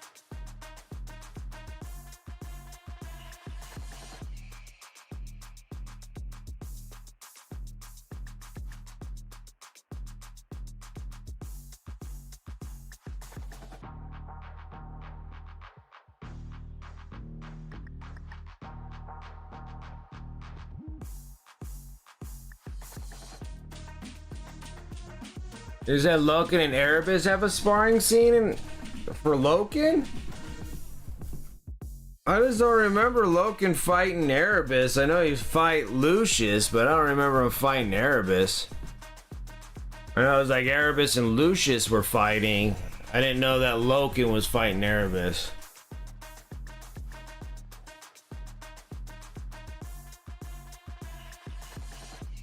Yeah, Erebus is like really good, but I'm pretty sure it was Erebus and Lucius who were fighting, and then Lucius, whoever was the winner, was gonna fight Loken, and then Lucius beat Erebus. Erebus hands Loken the sword and tells him good luck, and then Loken whoops freaking Lucius. I want to say it's Lucius.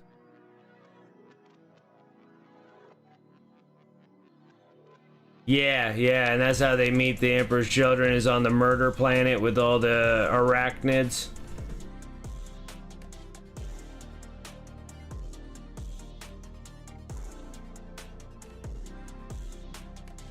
Yep. And that's how they came across the Lucian. Yeah, before the incident. Yeah, like all of it was like so good. That last like you listen to like the last 45 minutes of that book, and that guy, like, that's with the Interrex and the fight scene and everything like that. It was pretty good. That was pretty good.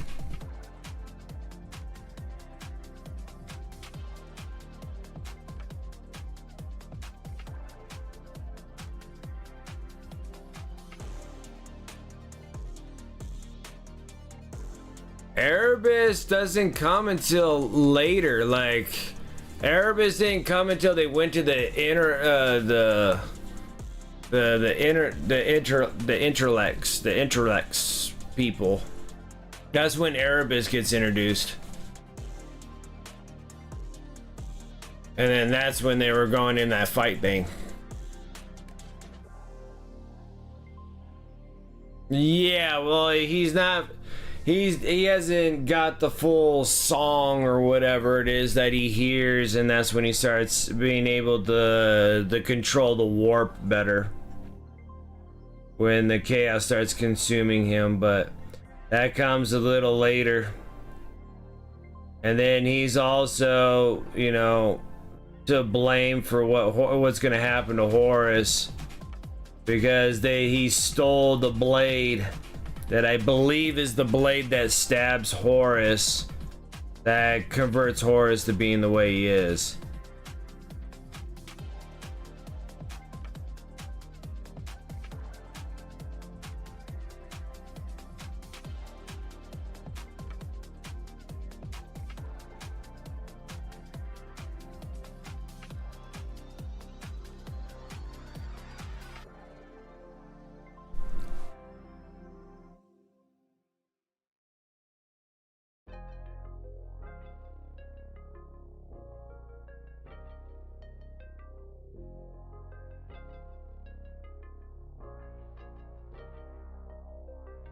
The beginning is on the planet.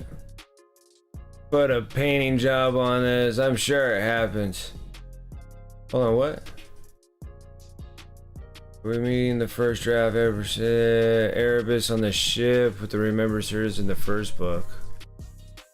And he shows up and is like unusually good at combat, cocky, and Loken fights him and shuts him down. You're gonna have to listen to it again, my friend. I just finished listening to it, and I'm like, it was Loken and Lucius, and not Erebus.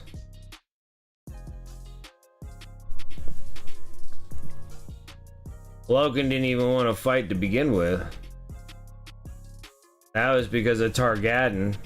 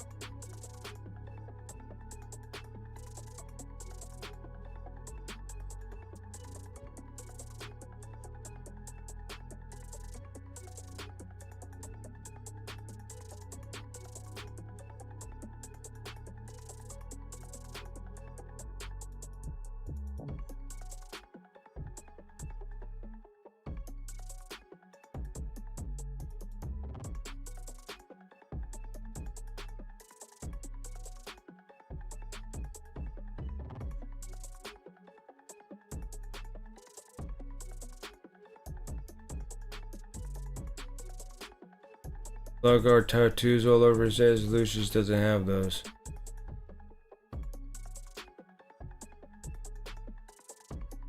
Dude, I'm like, I just finished the stinking book. Like, This is I know it was Lucius and Loken. I don't what not in the first book. Could be in the other books if they did another fight, a fight in the cage.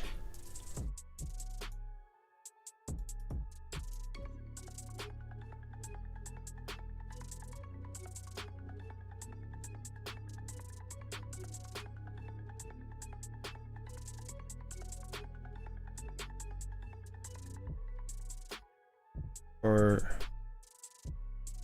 3. As an unexpected sequel to the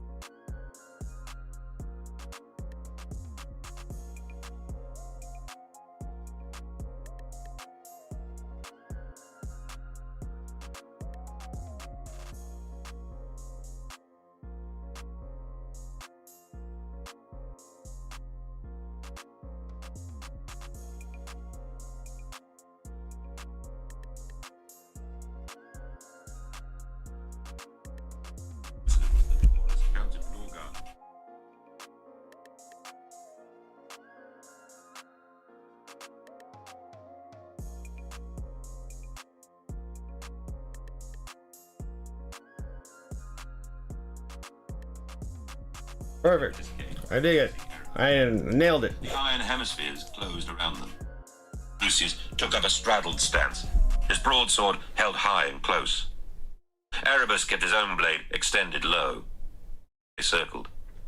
Both Astartes were stripped to the waist, the muscular Okay, let's go back. and the Primarch, Lorgar himself. There you go. His quiet manner and soft, composed voice commanded instant respect from all who met him, for the Lunar Wolves had embraced him anyway.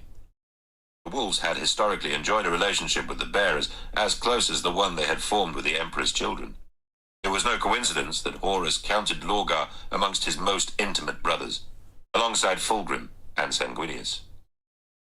Erebus, who time had fashioned as much into a statesman as a warrior, both of which duties he performed with superlative skill, had come to find the War Master at the behest of his legion. Evidently, he had a favor to crave, a request to make. One did not send Erebus except to broker terms. However, on his arrival, Erebus had understood immediately the pressure laid at Horus's door, the countless voices screaming for attention. He had shelved his reason for coming, wishing to add nothing to the War Master's already immense burden, and had instead acted as a solid counsel and advisor, with no agenda of his own. For this, the Mournival had admired him greatly, and welcomed him, like Ralderon, into the circle. Abaddon and Aximand had served alongside Erebus in numerous theatres. Torgadon knew him of old. All three spoke in nothing but the highest terms of First Chaplain Erebus. Loken had needed little convincing. From the outset, Erebus had made a particular effort to establish good terms with Loken.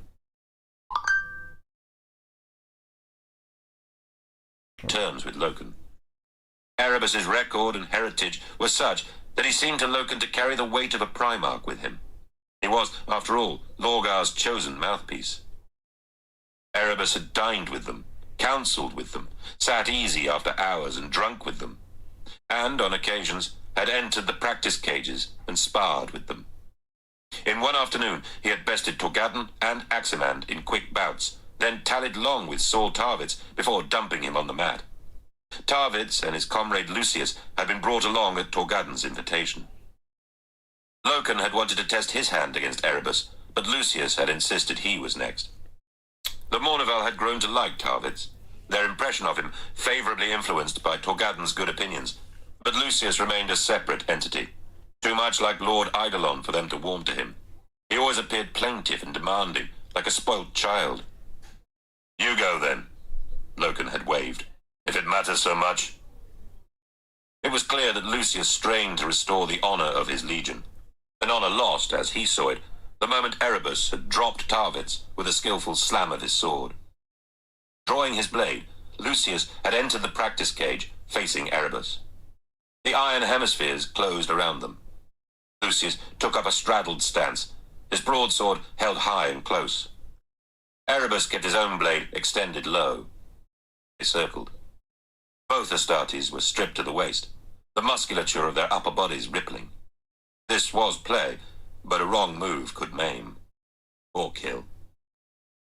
The bout lasted 16 minutes. That in itself would have made it one of the longest sparring sessions any of them had ever known. What made it more remarkable was the fact that in that time there was no pause, no hesitation, no cessation. Erebus and Lucius flew at one another, rang blows off one another's blades at a rate of 3 or 4 a second. It was relentless, extraordinary, a dizzying blur of dancing bodies and gleaming swords that rang on and on like a dream. Abaddon, Tyranids, Torgadon, Loken, and Aximand closed around the cage in fascination, beginning to clap and yell in thorough approval of the amazing skill on display. "He'll kill him," Tyranids gasped. "At that speed, unprotected, he'll kill him." "Who will?" asked Loken. "I don't know, Garvey. Either one." I don't know. Oh Too no, much, Gabby. too much. I don't Aximand know. laughed. "Loken fights the winner," Torgadon cried. There. "I don't think so," Loken rejoined. "I've seen winner and loser." Still, they dueled on. Erebus's style was defensive, low, repeating and changing each parry like a mechanism. Lucius's style was full of attack, furious, brilliant, dexterous. The play of them was hard to follow. "If you think I'm taking on either of them after this," Loken began. "What? Can't you do it?" Torgadon mocked. "No." "You go in next," chuckled Abaddon, clapping his hands. "We'll give you a bolter to even it up." "How very humorous, Ezekiel." At the 59th second of the 16th minute, according to the practice cage chron, Lucius scored his winning blow. He hooked his broadsword under Erebus's guard and wrenched the word-bearer's blade out of his grip. Erebus fell back against the bars of the practice cage and found Lucius's blade edge at his throat. "Whoa, whoa now, Lucius," Aximand cried, triggering the cage open. "Sorry," said Lucius, not sorry at all. He withdrew his broadsword and saluted Erebus, sweat beading his bare shoulders. "A good match. Thank you, sir." "Aye, thanks to you." Erebus smiled, breathing hard. He bent to pick up his blade. "Your skill with a sword is second to none, Captain Lucius." "How'd you come, Erebus?" Torgadon called. "It's Garvey's turn." "Oh, no," Loken said. "You're the best of us with a blade," Little Horus insisted. "Show him how the Lunar Wolves do it." "Skill with a blade isn't everything," Loken protested. "Just get in there and stop shaming us," Aximand hissed. He looked over at Lucius, who was wiping his torso down with a cloth. "You ready for another, Lucius? Bring it on!"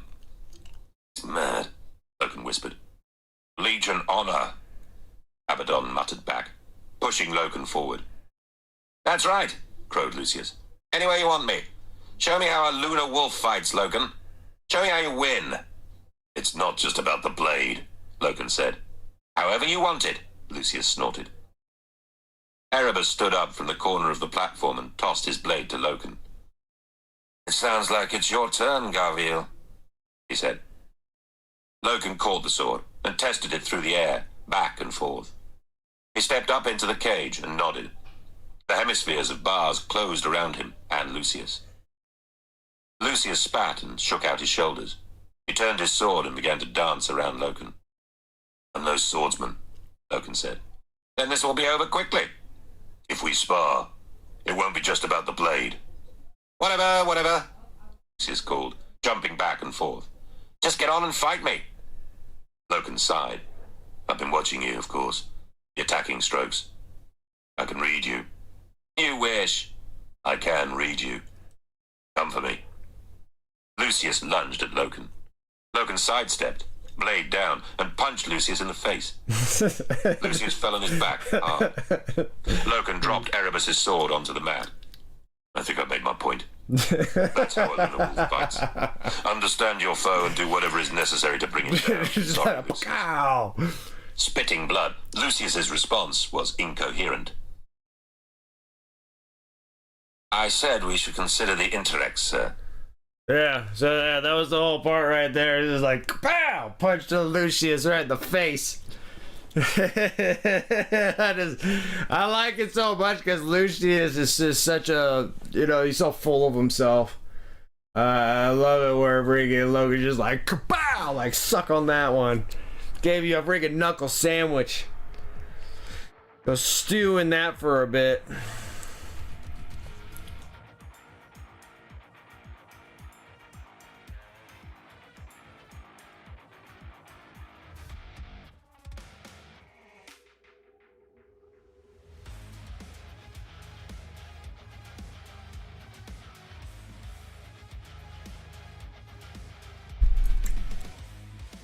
Yeah, illuminating, yes. Like, let me illuminate you with this, the fist of illuminating. Right in Lucius' face.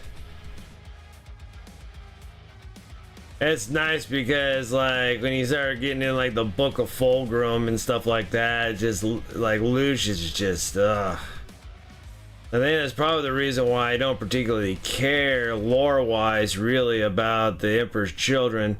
Even though that the Emperor Children models look awesome, like I like them. It's just that I just don't like, it's the same thing, like I don't like the Word Bearers too, because I just don't like Erebus. Like I just like, oh my gosh. Like he started out being like a, not a bad person, but boy man, he gets nasty bad. Like he gets really bad down the road. Because even when I listened to the Primarch book of Logar, I actually liked it a lot. Like I really liked Logar. I was just like, oh dang, I like Logar.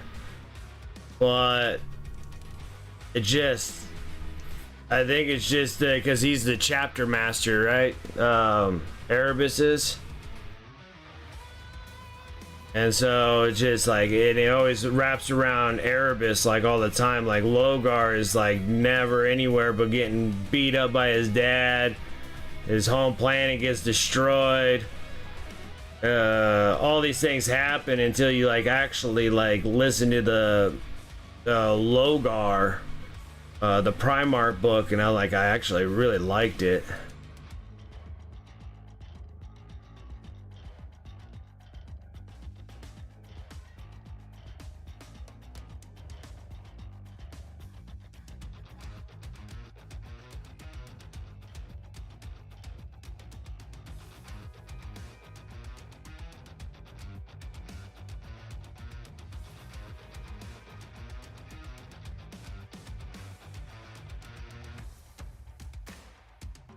Alright, well, so into my dad's god, yeah, but then you get into the 41st millennia, and then he is everybody's god. He does become a god.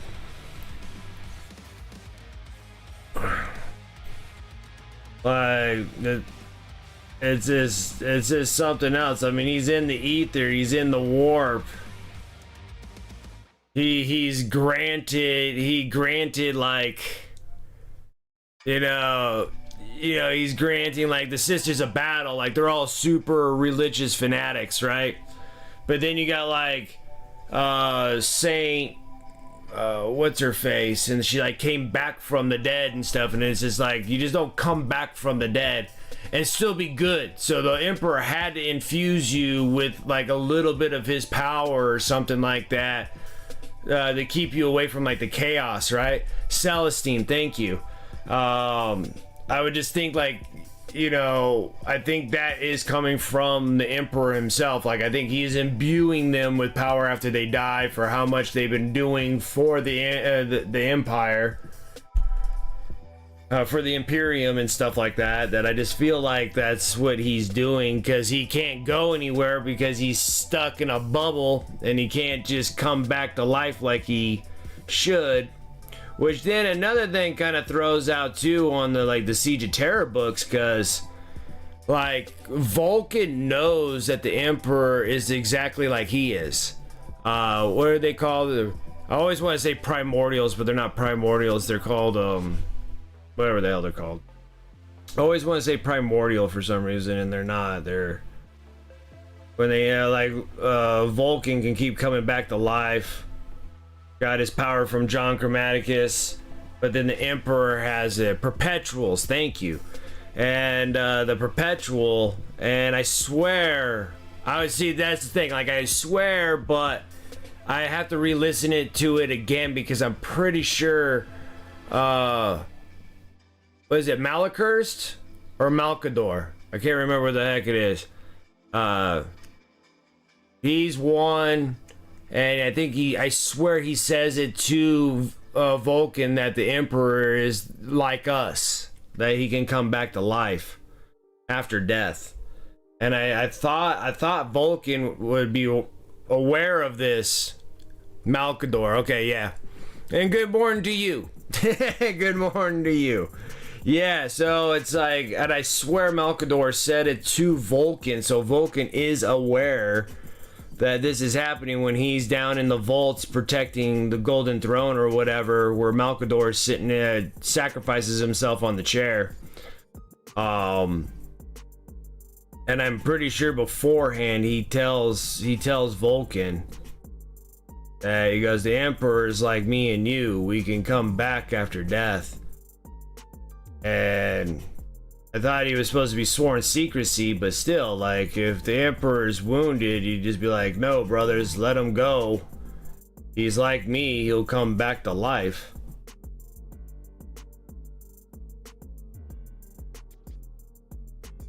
It's just weird. Or maybe freaking Vulcan dies so many times that he just kind of lost the brain cells for him. I just don't know.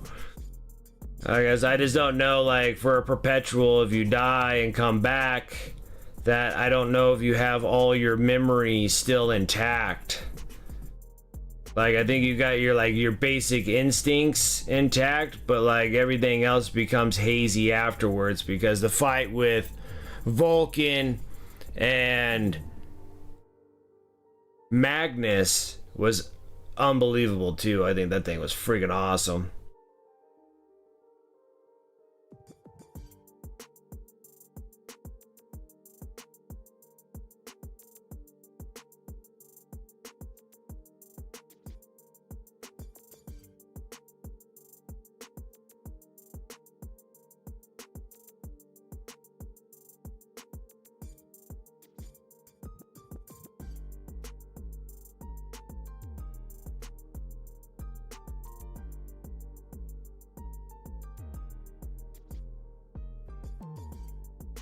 But yeah, so that's why I'm like trying to re-listen to them again, because there's just so many things that I kind of just forget. I mean, it's hard to remember. It's hard to remember 60-something books. Like, it is hard.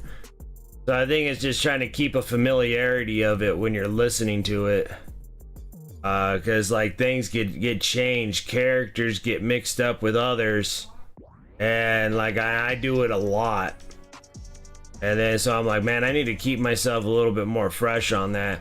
Especially like, I don't know, like the Horus Heresy books are like phenomenal books, but when I do the 40K books, they just don't hit me the same way as the Heresy books. Like the Heresy books hit me a lot better than the like I didn't like Gaunt's Ghost is like okay, and then when I listen to like, you know, the Eisenhorn series, they're okay.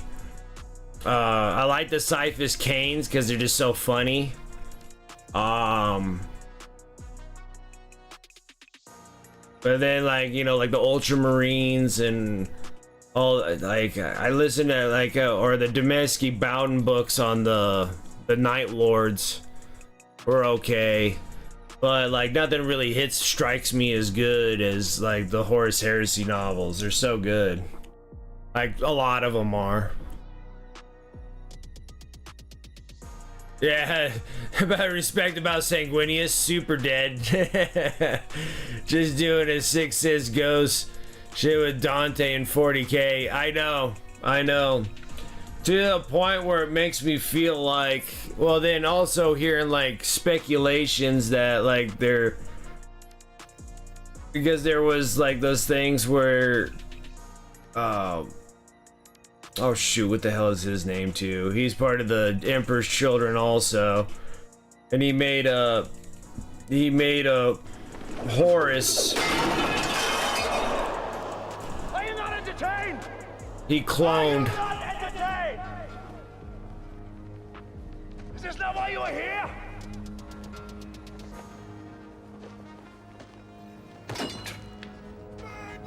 Do you think Magnus was offered forgiveness?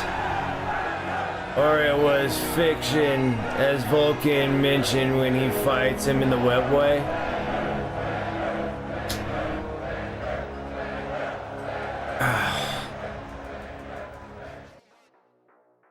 The weird thing about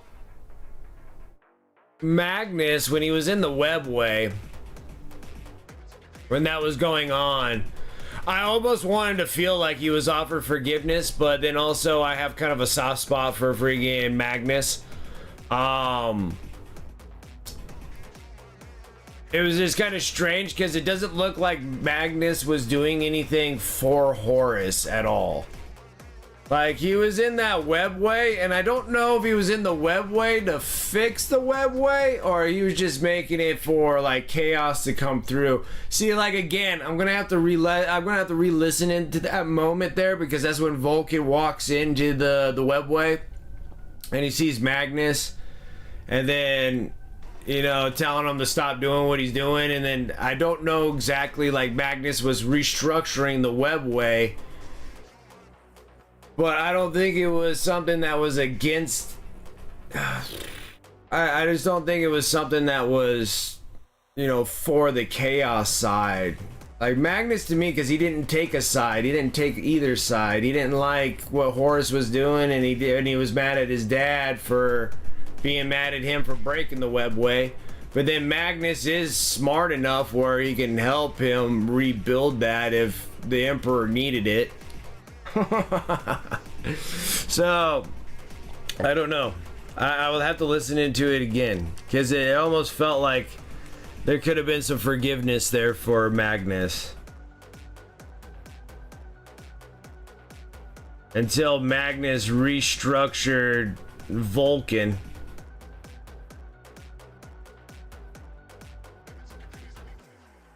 I'm still kind of bummed that friggin' Vulcan ain't gonna come back as like a Primarch for Codex. They should have him as a separate Codex and bring Vulcan back. I'm just like, I'm always so curious because Games Workshop just really honestly doesn't tell you like anything. So I would always like want to know like,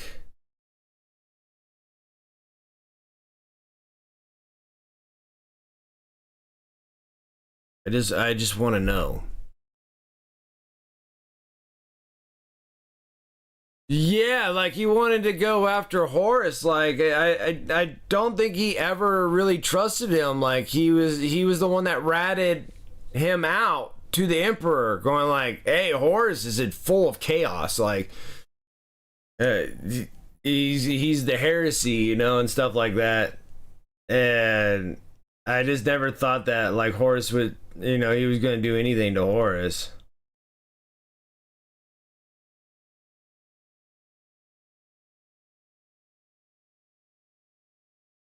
But it just feels like I just don't know why. And I'd like to know from like GW, but GW is not going to ever let us know about anything. But I just don't know why they don't bring more of the Primarchs back in 40k. I'm still always really confused. Like, now we got all our Chaos guys, but we only got like 2 Loyalists. And I'm like, how come you guys ain't like eager to bring them back? Almost makes me feel like, yeah, if you want Primarchs, go to 30k, but if you're going to 40k, it's all about character models. Not Primarchs.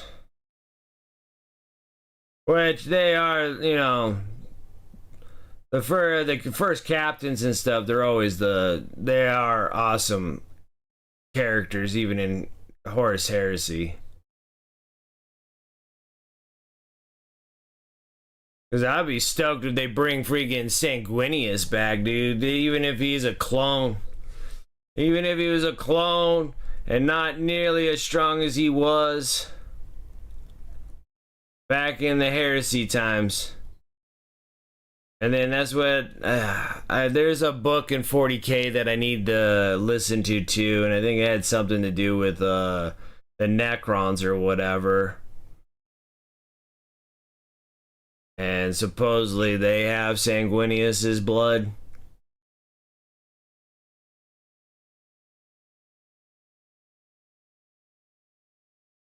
Did my thing go off? Oh yeah, it did. My thing went off. Guess we'll just close up shop here. Got all sidetracked.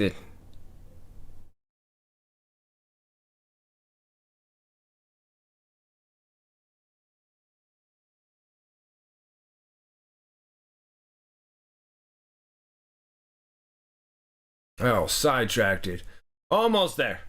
So the next stream, we'll have this thing wrapped up, and probably by the next stream. Yeah, we made excellent progress on it.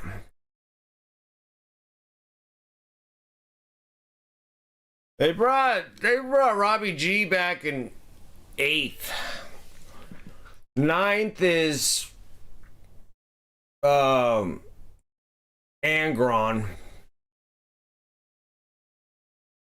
Yeah, they brought Angron. Lion came in 10th, so yeah, they like started it at 8th because it had the Death Guard against the Ultra Bros. Yeah, Angron was in 9th. That was the last Chaos. 10th, you got Lionel Johnson, and they brought back Fulgrim, so that finishes up all the Chaos Gods. But it feels like, you know, you're like bringing them back, so it's just like, come on, lay them on me. Like, come on, give me some Vulcan. And then they all showed all the refresh of Space Wolves, and I was like, where's Lehman Russ? Are you going to leave Lehman Russ out of this deal? I was just like, and they may leave out freaking Lehman Russ.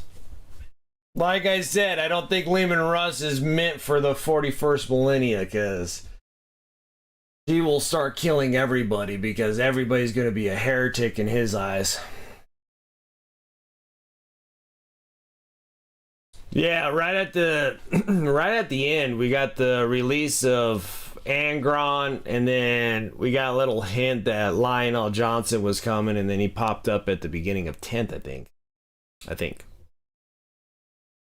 I believe that was Lionel Johnson.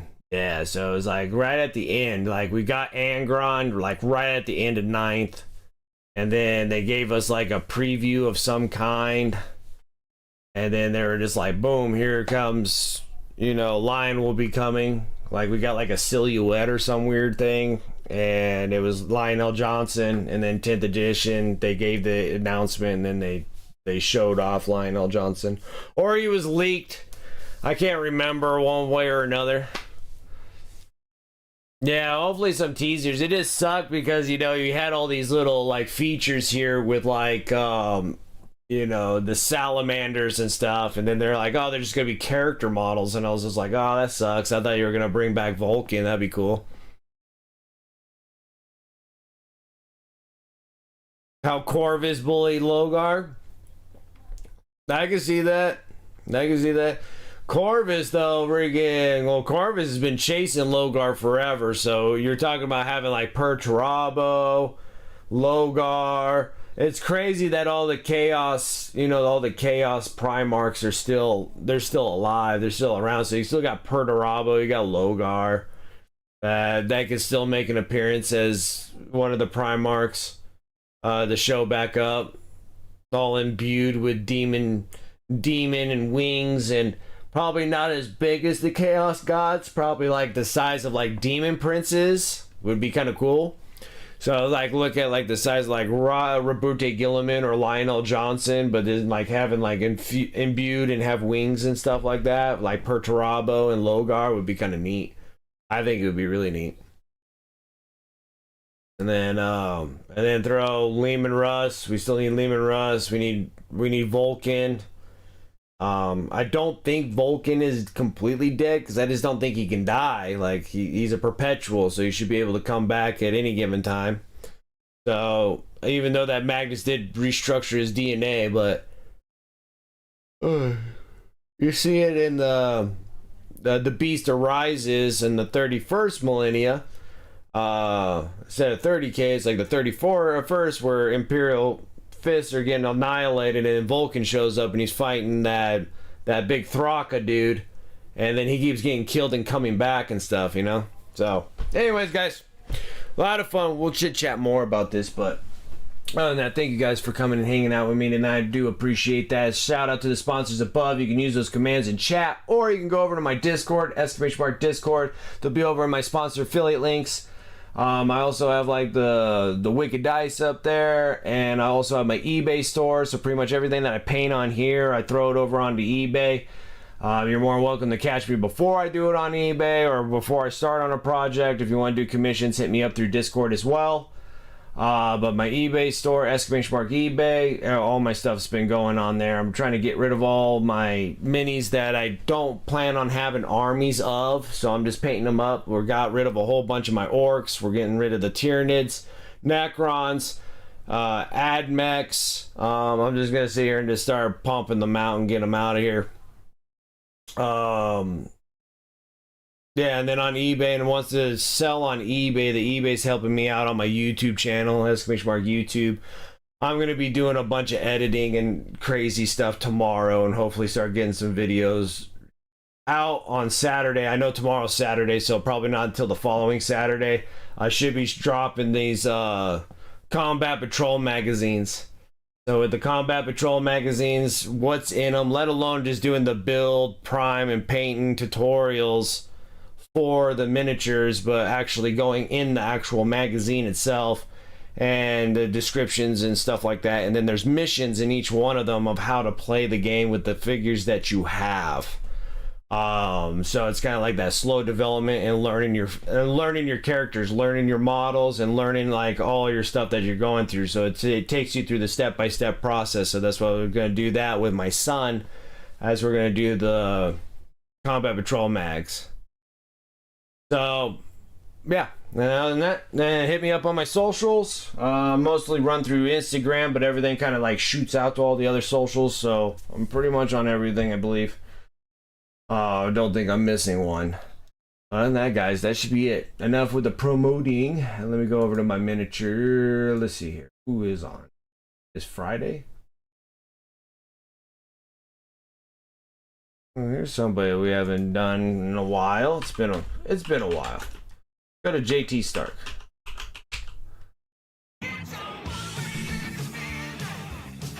Awesome. Thank you, Nemo. Well, I'm glad that my alerts are working again.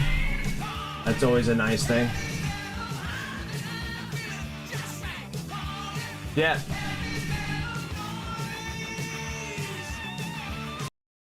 Awesome. I appreciate that. Thank you for following me over on YouTube. Thank you, guys. I do appreciate you coming and hanging out with me tonight. You guys have a wonderful weekend. I'll catch you guys on Tuesday. I only stream on Twitch on Tuesdays and Fridays because I'm trying to get YouTube stuff going up as well. So, yeah. So, other than that, guys, you guys have a good, safe weekend. And I'll catch you guys on Tuesday. Till then, take care. I'll catch you guys next time.